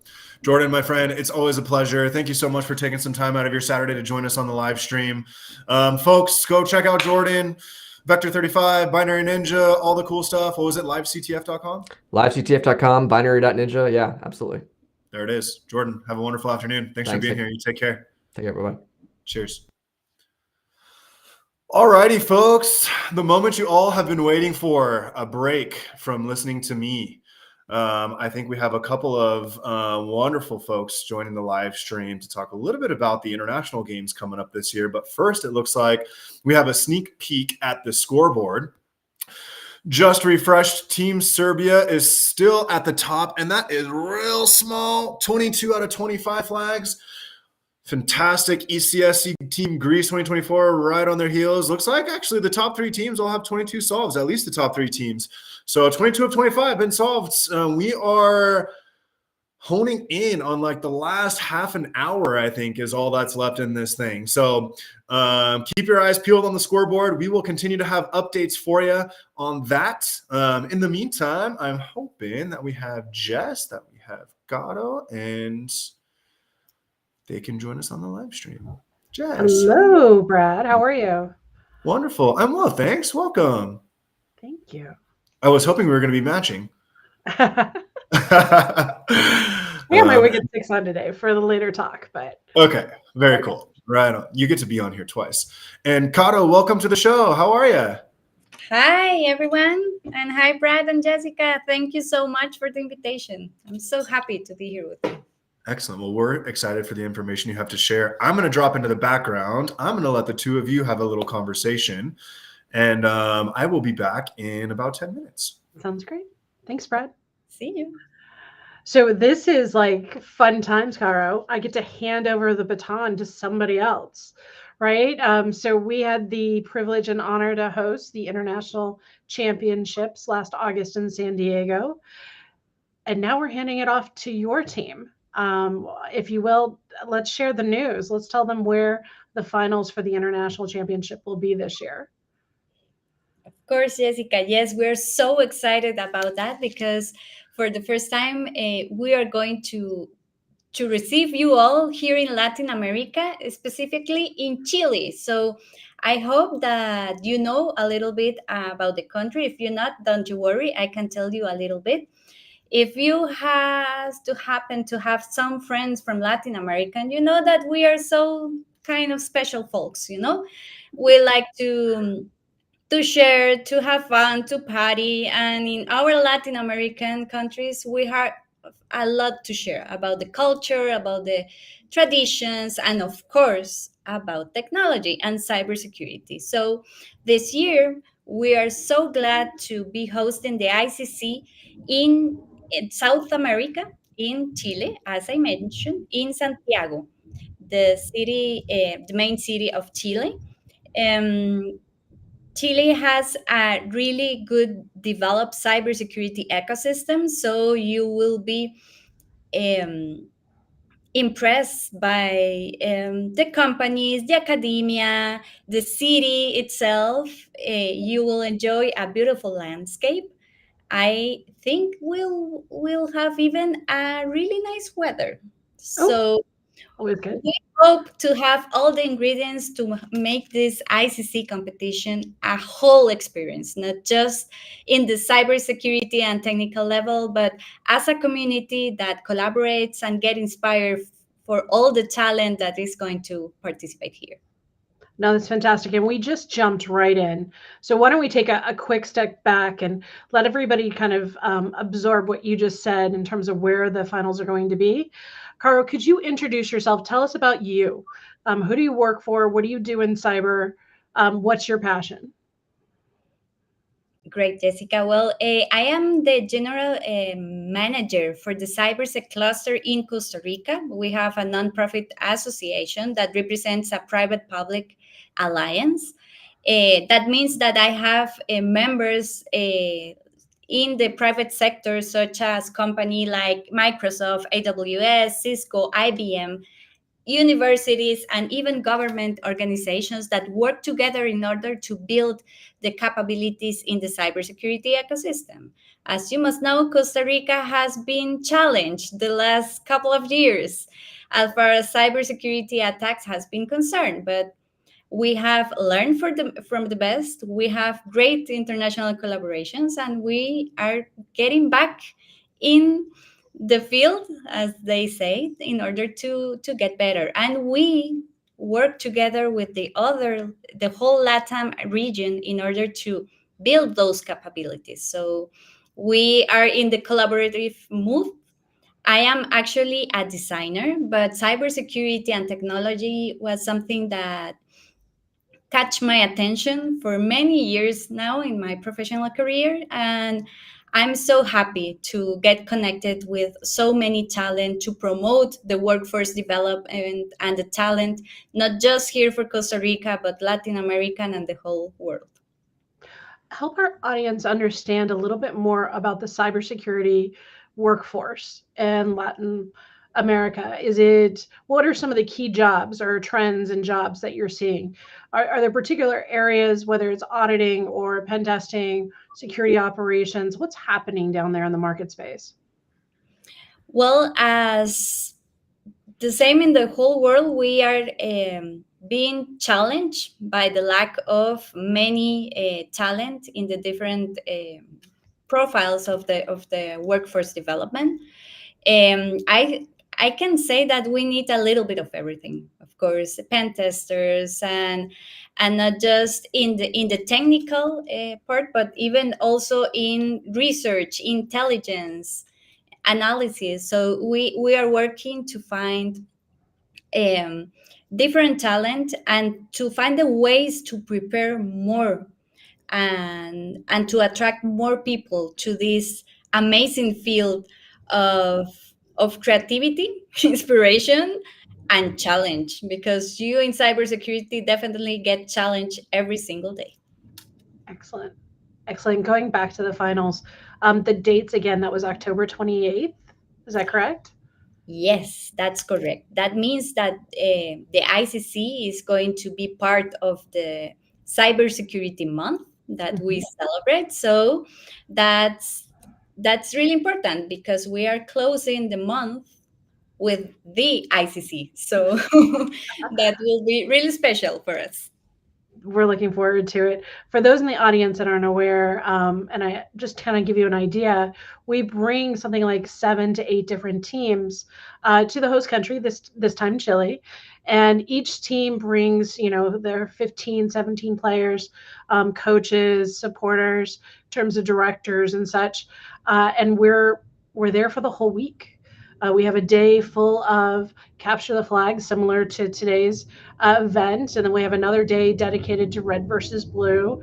We have some fun in between with like some hardware challenges, escape rooms, things to those degrees, those kind of things. And then there's a lot of opportunity to party and to network. And that's one of the special things about this program is these students or early career professionals, if you will, ages up to 26, they all get to come together in a central location and meet each other. And they're creating their network for their careers for the next 20 years. So if, for example, somebody on our US team goes down there, they can make connections in Chile that they might need to pull on, who knows, 10, 15 years down the line, because it's such a close-knit community. And so it's neat to have the games and networking, a little partying, a little exploring of the culture and the local areas around wherever the finals are. What would be some of your advice, Caro, to those that are traveling down for the finals? What should they plan on visiting or spending some extra time doing? Well, that's a pretty difficult questions because Chile is beautiful and there are so many things that you can do as far as landscape is concerned. You have the mountains, you have desert, you have the coast, so you have many experiences that you can choose to do. The part that we are deciding to have the venue for the competition is a pretty beautiful side of the city where everything is connected. So will have the venue of the competition, but you can walk from the venue to the hotel and to many restaurants, many even theaters, cultural activities, gardens. And then if you like to stay a little bit more and explore a little bit more at Chile, you are more than welcome to do it. Looking forward to that. I know it seems like at the beginning of the week, many of the players are heads down or very kind of stressed out, if you will. And then something happens on that Thursday afternoon when everything is done. And it's just facial expressions change, everything gets loose. They just, now it's like they just want to get to know each other. But it's definitely game face for the first part of that week. So it's a very unique experience, and it's going to be a big lift for you guys. Thank you so much for taking this on, and I'm holding it in 2024. I don't know if there's any plugs you want to make for sponsors. I know that it takes a lot of sponsors to pull something like this off, and that I encourage anybody who's listening to talk to your companies. There is plenty of branding opportunity and benefit for companies that can sponsor. Any plugs or anything you want to say, Caro, to the sponsors or potential sponsors? Well, I will say that let's connect and have this opportunity to be co-created between everybody. This is an amazing experience once again that is not just about a competition. It's about inspiration, it's about collaboration, it's about to build this huge talented community that is working to protect and defend the world. So be part of it. And if you want to know a little bit more about the project and not just the competition, but all that the different committees are making around the world, please let us know. And one other tip for Chile to get excited, Jessica, is that you are going to have a great gastronomy. You are going to eat delicious, and we will celebrate on Thursday with a really great wine. So I hope that everyone can join us and be part of this amazing experience. Why do I think when I hear wine, Brad's going to be joining us here very shortly? Oh, yes. No, I don't know if that's a compliment or what, but I am happy to vouch for Chile. I have spent several weeks exploring a beautiful country from, just as you mentioned, Caro, from beautiful Santiago throughout all the vineyards, some of the deserts, and of course the coast. So you've got it all, and I cannot wait to be there. Yeah, I know. Wonderful. It's really amazing. So thank you so much once again to let us be part of this experience and be hosting the competition. We're looking forward to receive you all. We're thrilled to pass the baton, and as you all know, today's scrimmage and today's live stream is all kind of working towards this big international event. As Caro mentioned, it'll happen in late October, in Chile. So big round of applause to all of the folks from Latin America. I know there are, I think, 18 teams in today's competition representing Latin America, from Costa Rica, the Dominican Republic, from Argentina, from Brazil, from Chile, from Mexico, from Peru. So hats off to all of you for your hard work, for showing up, for contributing to all of our success. And we can't wait to join you in Chile in a few months. Yeah, it will pass really fast. So thank you. you. It will. Right on. Well, thanks so much for being here today, Jess. Thanks, Caro. We'll see you next time. See you. All righty, folks. we are keeping up with our segment agenda. And next, I would like to welcome Mr. Chris Issing. Chris is one of our U.S. Cyber Games former athletes, and I'm hoping Chris is back. There he is. Chris, what's going on, my friend? Good. Can you hear me? I can hear you. Yes, sir. Thanks for being here. Yeah, glad to be here. Taking some time out of your Saturday to contribute to our live stream and share with our audience a little bit about what life after competition is like. If you wouldn't mind, introduce yourself to the folks online. Sure. Yeah, I'm Chris Issing. I played season 1 of Cyber Games and had the opportunity to go to Greece and represent the team. Play mostly in binary exploitation and reverse engineering. So that's the kind of category that I am best at. And now I've returned to the team as a junior mentor, hopefully able to pass down some of my wisdom and just help the team grow. Right on. Now, Chris, you mentioned being part of the season 1 team, been around since the beginning. You've watched this program grow, not just in terms of the number of athletes participating, but in terms of the coaching staff, in terms of some of the training that gets planned and things like that. Talk to me a little bit about where you like to see this all head and what you think is moving in the right direction. Well, it's great. It's going in a great direction right now. Just seeing a lot more engagement, especially with some high-skilled players that are now more aware of what we're doing here. So it's great to see more people engaged. The skill level is just increased tremendously. I don't think I would make the team now this season. It's just incredible how skilled they are. So I like to see that move forward. And I try as best as I can to guide them with my past experience, although the talent this team has now is incredible.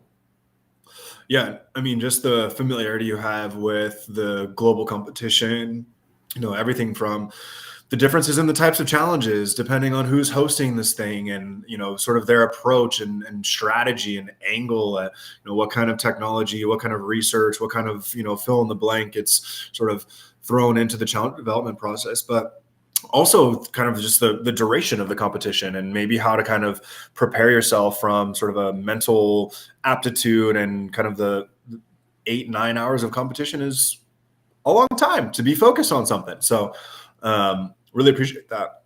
Chris, what are you doing these days? What's life after US Cyber Games like? So I'm currently working at Battelle, which is a nonprofit government contractor doing reverse engineering and vulnerability research.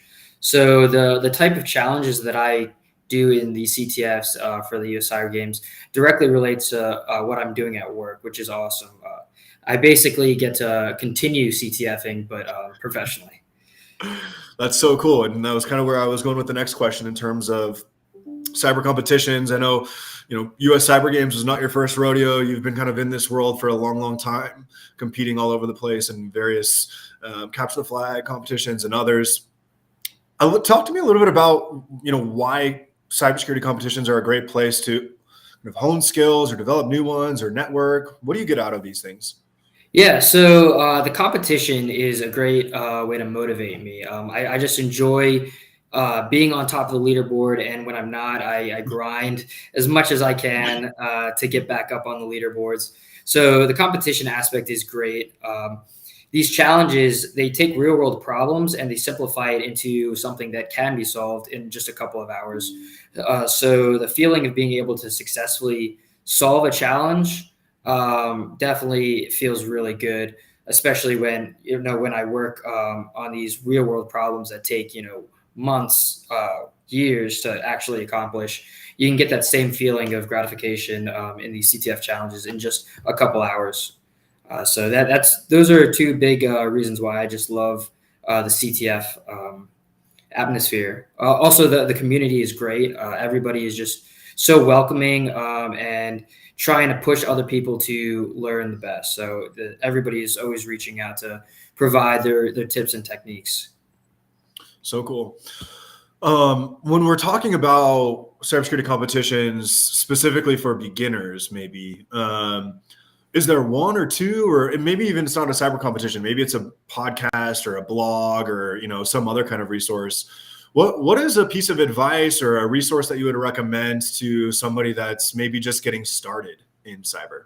Sure, yeah, just getting started in cyber, I would definitely recommend Pico CTF.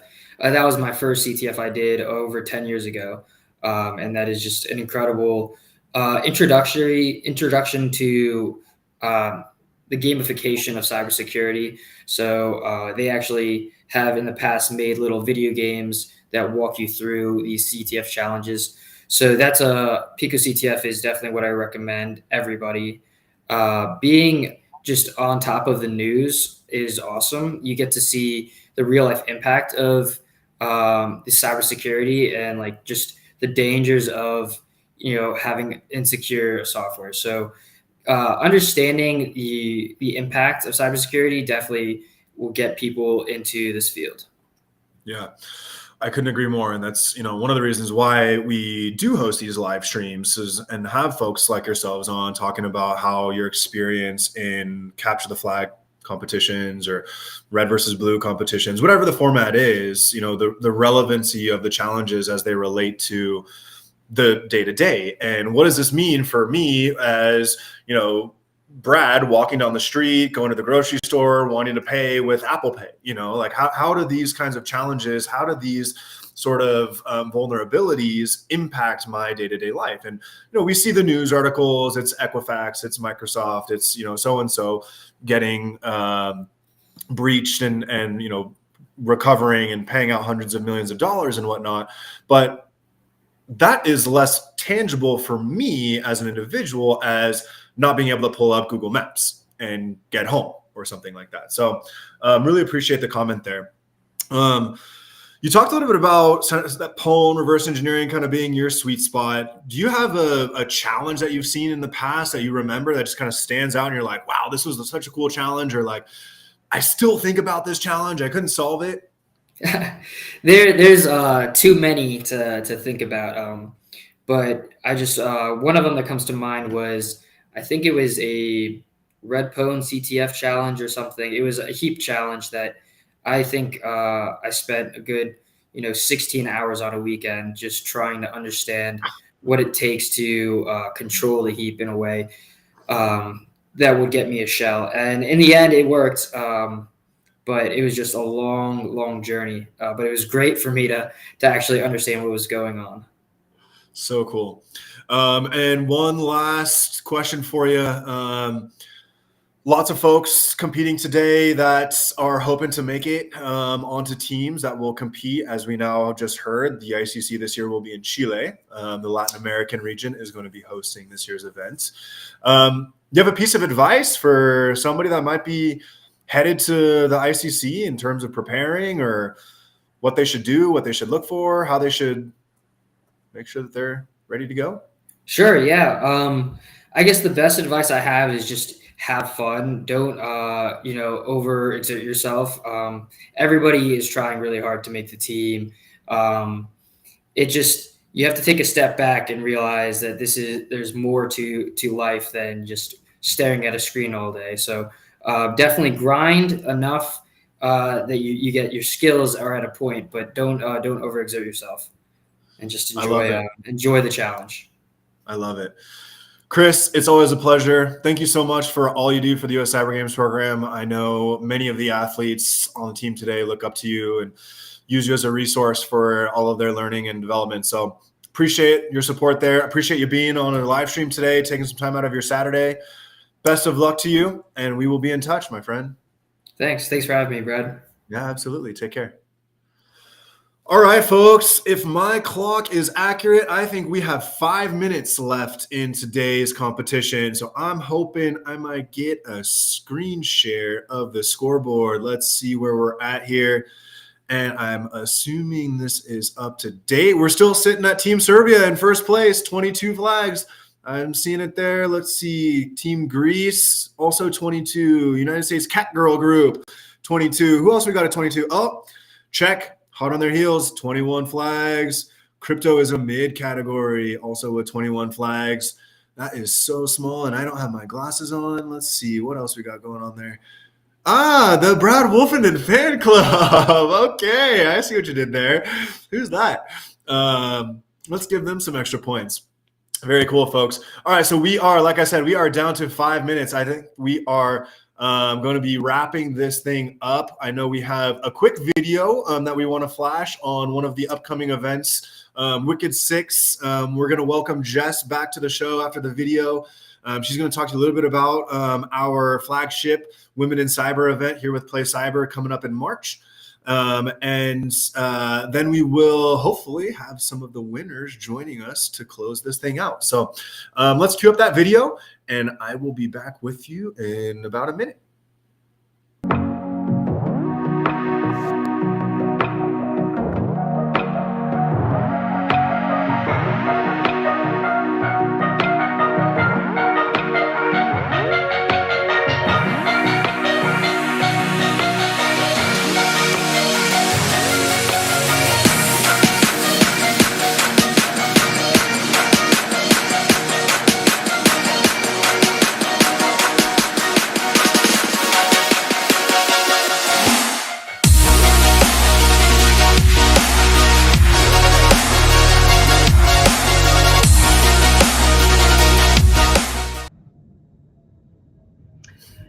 Hey there. Alrighty, folks, welcome back, Jess, Jennifer. Nice to see you here. Good afternoon.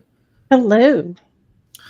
All right, I don't want to steal anyone's thunder. I'm here to be a cheerleader. Wicked 6 is your baby. I want to hear from you exactly what we got going on in March. Excellent. Thanks, Brad, and thanks for letting us talk with the audience here. We are so excited. You know, looking across the world, really, we all have a shared challenge, and that is diversifying cybersecurity community. We need more women to get into cybersecurity careers. And so what we've done with our partners, the Women's Society of Cyber Jitsu, which is a 501c3, is came up with a program called Wicked 6. And actually, it's fun to see Brad handed over to us, but Brad was there at the very first one in 2019 when we did it in Vegas. And then after the pandemic, it went virtual, and we loved having it virtual because it allowed us really to speak in different languages, to bring women in from around the world to talk about their cybersecurity expertise, as well as to play games.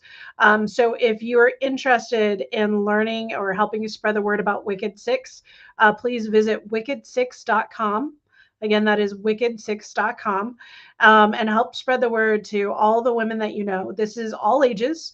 It is all skill sets. It is a 24-hour hack and chat dedicated to women in cyber. We will have talks to listen to. We'll have Discord set up so the women can network and get to know each other. There'll be 6 games provided by various game providers, all listed on the website. You'll see Hack the Box again. You'll see US Cyber Range. You'll see the Women's Society of Cyber Jitsu CTF.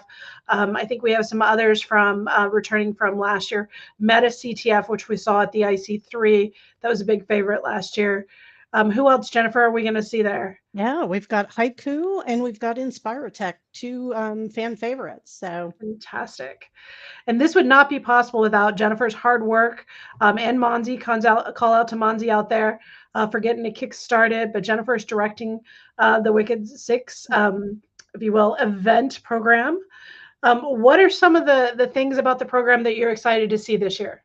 yeah, I'm very excited to be carrying the baton. I think one of the things I'm most excited about is the addition of the first ever tournament, seeing your vision come to life. I think having an all women's team tournament during the finale is going to be an incredible piece of live streaming, and I can't wait to see that. Yeah, and we're honored to have John Hammond join us as the shoutcaster, if you will, for that. So again, first ever all women global tournament going on. It will be on the Hack the Box, but it's the Battlegrounds. So today everybody's experiences CDF. The all women's tournament will be on the Battlegrounds, which is more like a red versus blue. And so we have several teams, and you can visit wicked6.com. Just go up to tournament and then go to teams. You can see all the teams and the players. So many women for the first year, to have so many women signed up from around the world. I'm really excited about that. I Yeah, know a we lot of even have a talent U.S. out there. Cyber team, women's team signed up, so it'd be great to see them as well. Absolutely. I think the other thing that's really compelling about this program is that you've got such amazing speakers. So folks from all levels of their organizations, from CISOs down to pen testers, governance people, lots of folks coming and bringing their expertise to the program. I think that's another exciting facet. Absolutely. And we try to set it up so we start in the US, right, in English. We go counterclockwise, going towards Asia, and we go around the world for 24 hours, focusing on various different regions and keynote speakers per those regions and experts talking. It's a very unique format. The last couple of years, though, Jen, what I was surprised at is we got so much feedback. This year we had to move it, right? It was typically like on a Wednesday, Thursday. Yep. And we did the 24-hour because we wanted to showcase the various regions. The feedback from all the women was, no, move it towards the weekend so we can stay up all night, which I thought was crazy, but wonderful. Yeah, absolutely. Yeah, it's hard to skip work when you want to like just get on the range and play, and not everybody wants to give you a day off for that. So I think this Friday night into Saturday is going to be especially effective and give folks an opportunity to get out with their gal pals, their colleagues, and pull their teams together and really have a great opportunity to have a good time, develop their skills, and just network, right? Meet other people that bring the same passion to the world that they do. I think what's warmed my heart about this event in particular has been the fact that, last year we had 1,500 women sign up to attend, of which about 20% had never played games before. And so they were just starting off. Some of them even won. They got on, they didn't have their team members, but they got on, they met some women. They said, hey, let's, get a 3 or 4 person team going. And they worked all night long to win. And that was very inspiring. I remember seeing all the LinkedIn posts afterwards about how, hey, look at this. Who knew I could do this? Yes, all the badge posts. What's better than that? See all the new badges get flashed up on social media, and like you said, new write-ups, everything coming out of it. Very exciting stuff. Yeah. And I remember hearing some of the dialogue. Everybody was sharing like what their favorite books are. Where do they get trained? Should they get certification? Should they get, their degree? Should they go for a PhD? How do they switch over? All these questions were coming out. And I remember one lady in particular said, this is so interesting. I think she was from the Philippines. I don't know. It was somewhere in the Asian side of the world. And she was saying it seems like I'm the only woman in cyber around here. It's so nice to see other women in cyber and to be able to connect and make friends. Just the whole vibe was very different than your normal con. And I think that's because it has the intimacy of being from your home in many ways, and it goes for 24 hours, and you're just right there and able to just start chatting and making friends. And it's exciting how supportive people are about any type of change. So not just from IT to cyber, but maybe from education to cyber. We had teachers that were coming on saying, I started teaching about this and then realized I wanted to get into this, or, hey, I didn't know anything about this and I just saw the opportunity here. And so I'm making a big career pivot.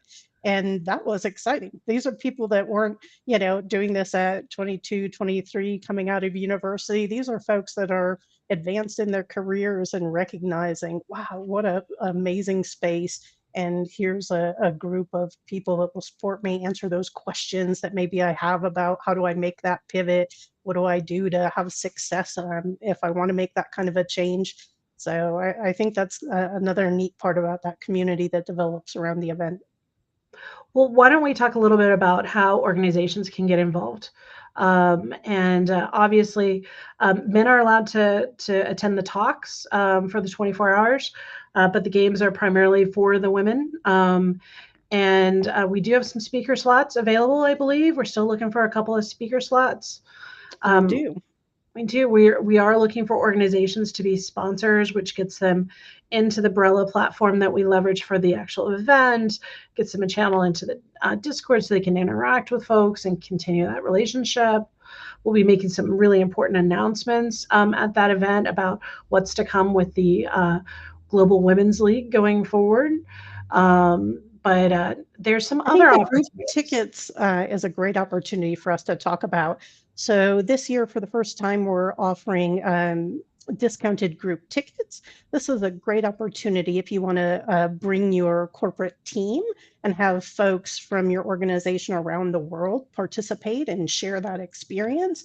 But it's also a great opportunity to use that as part of your ESG, your environmental social group activities, and share that with local community organizations that are involved in promoting women in IT and cybersecurity. So absolutely a great opportunity for corporations to get involved that way, or just larger organizations. If you've got a membership group that you want to participate and be exposed and have that opportunity to get their hands on the keyboards and play some cyber games, group tickets are a great way to do that. Fantastic. So it's going to be a great year. It is going to be March 29th through the 30th. And as we said, we'll start with the virtual conference, and then on Saturday afternoon, we will be streaming on Twitch the live women's finale with John Hammond. Really, really excited about this. We need everybody's help to spread the word, to encourage more women, invite them to be part of this community. It's an excellent opportunity if they're just getting in, if they're already in a career, or they're trying to advance or hop into a different particular area. Cyber games are key as a lifelong learning skill, not just for college students.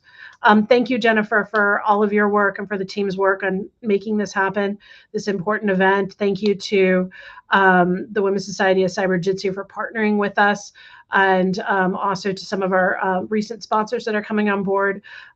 Big shout out to Google. We really appreciate your support. And with that, why don't we bring Brad back on? I think he has some winners to do some introductions, huh?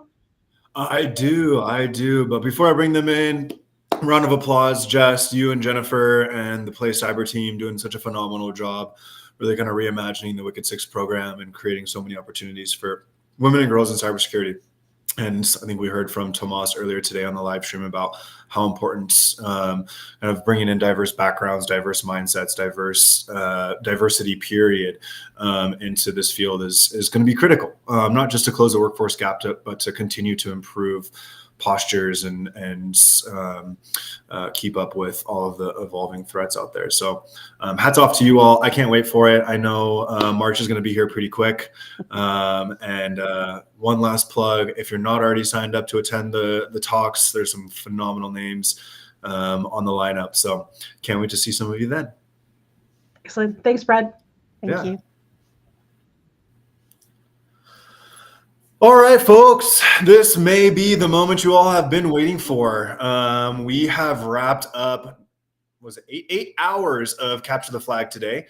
And we have a few of our winners ready to join us. So when they are ready, excuse me, we will invite Team Slovenia, first place overall, to the stage. And joining Team Slovenia, we will have a few of the athletes from Team ECSC Greece 2024 and the United States Cat Girl Group. Those are our top 3 teams for today.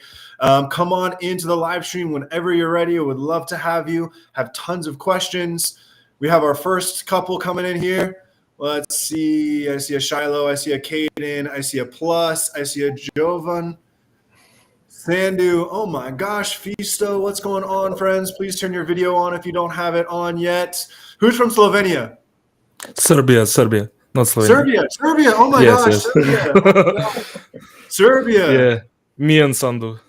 Sandu, and is it Jovan? Jovan and Sandu, yes. Welcome to the party. What happened? You guys were like 17 challenges into this thing, like within 3 hours. I mean, we practice a lot, let's say. Okay. All right. You're not going to give us any secrets, huh? No, of course. All right. Did you all have a favorite challenge today? Not particularly. No? How about a favorite category? For me, it's Rev, but to be honest, today Revs were not so challenging. Okay. All right. And Sandu, how about you? Are you with us, Sandu? All right. Let's jump to the Greeks. Hello. Plus, is that you?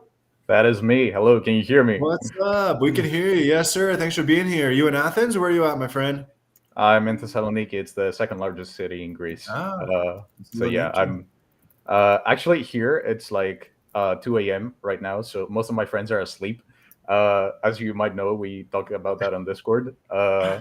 So it's also exam period for many people. So in fact, I wasn't even going to play in this Capture the Flag. I was just going to see the challenges, but we saw that we had a lot of momentum, and we just pushed forward to get and secure that second place. So yeah, phenomenal job. I'm going to ask you the same question. Did you have a favorite challenge today? A favorite challenge, I wouldn't say so. I like the Logon Zero one because a friend of my coach actually invented the vulnerability itself, like on crypto. So the last challenge in cryptography, it's pretty familiar to me because we've talked about this. And I know that he has a friend who actually invented the vulnerability set itself. So it's an honor to solve a challenge that is like that. So yeah. Very cool. Gordik, where are you joining us from? Serbia, Team Serbia. Team Serbia. All right. So you're with Jovan and Sandu, huh? Yes. You're the brainiacs that were running the scoreboard from the get-go? Yeah. Right on. Well, Jovan wasn't going to give me a favorite challenge, so I'm going to ask you. Did you have a favorite challenge today? Maybe infected from forensics. Okay. Tell me a little bit about that challenge. It wasn't hard. I solved it really fast, and okay, I liked it. All right. Those are your kinds of challenges, huh? Easy, quick, done? Yeah. Okay. Right on. I'm going to switch over to some of the U.S. athletes that are here. Caden, Shiloh, thanks for joining. Thank you. Hi. Y'all are a cat girl group? Yep. Yeah. Who came up with that name? That would be me. Tell us about Cat Girl Group. Where did that come from? Well, there was this pretty famous thing that happened a couple months ago where a nuclear reactor was hacked by someone who was a furry, so like to dress up. So we were making jokes about that and cat girls and their how prolific they are in the hacking community. And then that's where it came from. And then I have a penchant for coming up with silly group names. So I was the first one to type a name. Right on. I love it. Thanks, Shiloh. Caden, tell us a little bit about today's competition. What was your favorite challenge? My favorite challenge was probably logon restrictions as well. Really? Okay. All right. My type of guy. You're going to have to talk to Plus about that one. Yeah, so that was pretty cool. I thought I also liked the Baez May just because I got to practice using Z3 for that one, which I like doing, but that's an interesting approach. You could just brute force it, you know. Oh really? Well, Z3 works. This is my favorite part of these competitions, and having you all on the live stream at the end, and someone's like, I did this and this and this and this and this, and someone's like, well, you could have just written this. Right on. So it's like Z3 immediately. Right on. So let's kind of go back around the horn. I'm going to start with Serbia. What are y'all doing these days in terms of preparing? I know some of you were probably in Norway, I would assume, for the ECSC in October. You have Italy coming up this year. What do you got going on between now and October and being in Turin? I mean, we just like play random CTFs on weekends, and that's it. Basically, we are not like organized. We don't have place. We just go online and play, and that's usually awesome. That's enough. Good for you. Good for you. What's the next CTF you guys are playing? I don't know. Next CTFs are university exams. That's the thing. It's unexpected. We really don't Yes. know. We just open the CTF time and play whatever is going on right now. That's so cool. Right on. Do you have a favorite CTF that happens every year that you never miss? Flare on, definitely. Flare on. Okay, I haven't heard of that one. Y'all heard of that one? Am I just the only one that hasn't heard of it? Probably. That's usually the case. Plus, talk to me about Greece. What are you guys doing down there? I know we were in Athens 2 years ago for the ICC, the first ever. You guys were in the US Cyber team. We were in Athens, Greece. We came out. Let's see, it must have been 2022. We brought the team out to Athens. We were there for probably July-ish, 2022. It was the first ever ICC in Athens. Since then, we were in Vienna for the ECSC. We had the ICC here last summer in California. And then we were in Hamar for the ECSC last year. What do you got going on? What do you guys got going on for the next couple of months? Anything fun on the horizon? So yeah, a couple of things. Apart from the weekend CTFs that we also play. Hello there, Johan. We do the same thing here. But my coaches are actually preparing a competition that is going to be for students that are the up and rising stars from all over the schools of the country. So we're just going to host that locally, and from there we will select some people to get into the qualifiers. So hopefully some new faces, hopefully some new competition. But it all comes down to also having fun and just enjoying the challenge and everything. But can I ask you a question, if you know about it? Because my teammates on Discord are actually asking me to say this right now on air. So there was a challenge. It was called Victoria. It was a full pawn challenge. What exactly happened with this one? Because my teammates are just blasting me on Discord to say something about it. Do you know what this means? No clue. This is a nose. This is a nose goes. I mean, I don't have an answer for you with that. Okay. But what I can promise is I will get an answer, because I know how important it is for folks to know when challenges do go down, what the issues were, or if they were functioning properly, why no one was able to solve it. So I do know that I owe you an answer on that. I promise I will get you one. It probably won't be today, but early next week, I'm hoping to have a debrief with the Hack the Box team and kind of see where we went wrong with that one. So I owe you an answer on that. I'm not deflecting the question. I just don't know. Fair enough. You can just DM us whenever you want. Okay. I'll put a note in the announcements once I have a resolution for that, so everyone has the same thing. I'm going to jump over to Shiloh and to Caden. I know I'm going to see you two in Washington, D.C. in a couple of weeks. What else, you guys? I think, Shiloh, you're jumping in on the MITRE ECTF. Is that right? Yes, I am. That is what I'm doing right after this, actually. Very cool. For those of you on the line that maybe don't know about the MITRE ECTF, Shiloh, do you want to share a little bit of information about it? Sure. Yeah. So if you don't know what MITRE is at all, it's a it's a really important cybersecurity research and stuff lab here. They do the MITRE attack framework, which is really helpful for blue teams and red teamers alike. But they're running this embedded systems CTF essentially, where they sent us these boards. I actually have them over there, but I don't want to get up. And essentially, it's the theme this year is going to be medical systems, and we have a design phase where we have to design secure embedded systems according to the requirements. And then once we finish that, we will go into the attack phase. So we'll actually act as the red teamers, the pen testers, the bad guys, and we'll actually be able to attack the other teams, attempted little setups, and they'll come for ours too. So it's like a several month long thing. So it'll be super neat. We just started. Super cool. You'll have to keep us posted on that. And Caden, I'm going to jump over to you. I know you've done a little bit of work with Shellfish. I know I believe you're a student at ASU still. Yeah, that's correct. Cool. What do you got going on over the next couple of months? You got anything fun in the pipeline? I mean, mostly just practicing, I guess, just playing like CTFs either with you guys or with Shellfish or wherever. I wanted to do the ECTF thing, but I didn't think I had time. I wouldn't be able to like commit to it. So, yeah. Fair. All right. Well, before I let you go, I have to know what everyone's favorite treat to celebrate a CTF win is. You all have a favorite candy or soda or drink? Oh, what is that? What is that? Giovanna, is that a beer? You're muted. What is it? Yeah, it's some local beer. Nice. Cool Okay, logo. there we go. Yeah. All right. I see Shiloh's got some Nutella.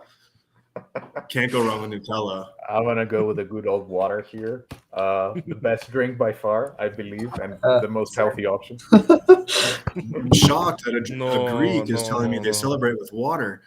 Yeah. Just kidding. What's your favorite island? My favorite island? Okay, that would be Crete because I got a lot of friends from there. Okay. All right. So Caden and Plus are going with water. Jovan is going with local beer. Shiloh's going with Nutella. Gordic, what's your celebratory treat? Some candies. Chocolate or sour or what? Sour. Okay. Or gummy. Okay. All right. I dig it. Sando, Fisto, I'm sad I couldn't see you, but know that we're very proud of the work that you guys did today. Hats off to everyone that participated in the CTF. I appreciate all the wonderful sportsmanship. I know there were a couple of challenges that were a little bit frustrating. Some of them didn't get rolled out as exactly intended. So thank you for your patience. Thank you for your wonderful, like I said, sportsmanship and respect. We really enjoyed hosting you all for this event, and we can't wait to see some of you in some of the future events. Italy, I hope. Hopefully Italy. Thanks for organizing. Yes. Yeah, absolutely. Y'all have a wonderful rest of your day, and thanks for joining us tonight. Yeah. Awesome. Thank you. Cheers. Congratulations, everybody. Thank you. Alrighty, folks. Well, that is a wrap. Congratulations. I cannot believe I said Slovenia. I'm so sorry to those from Serbia. Team Serbia is our grand champions today.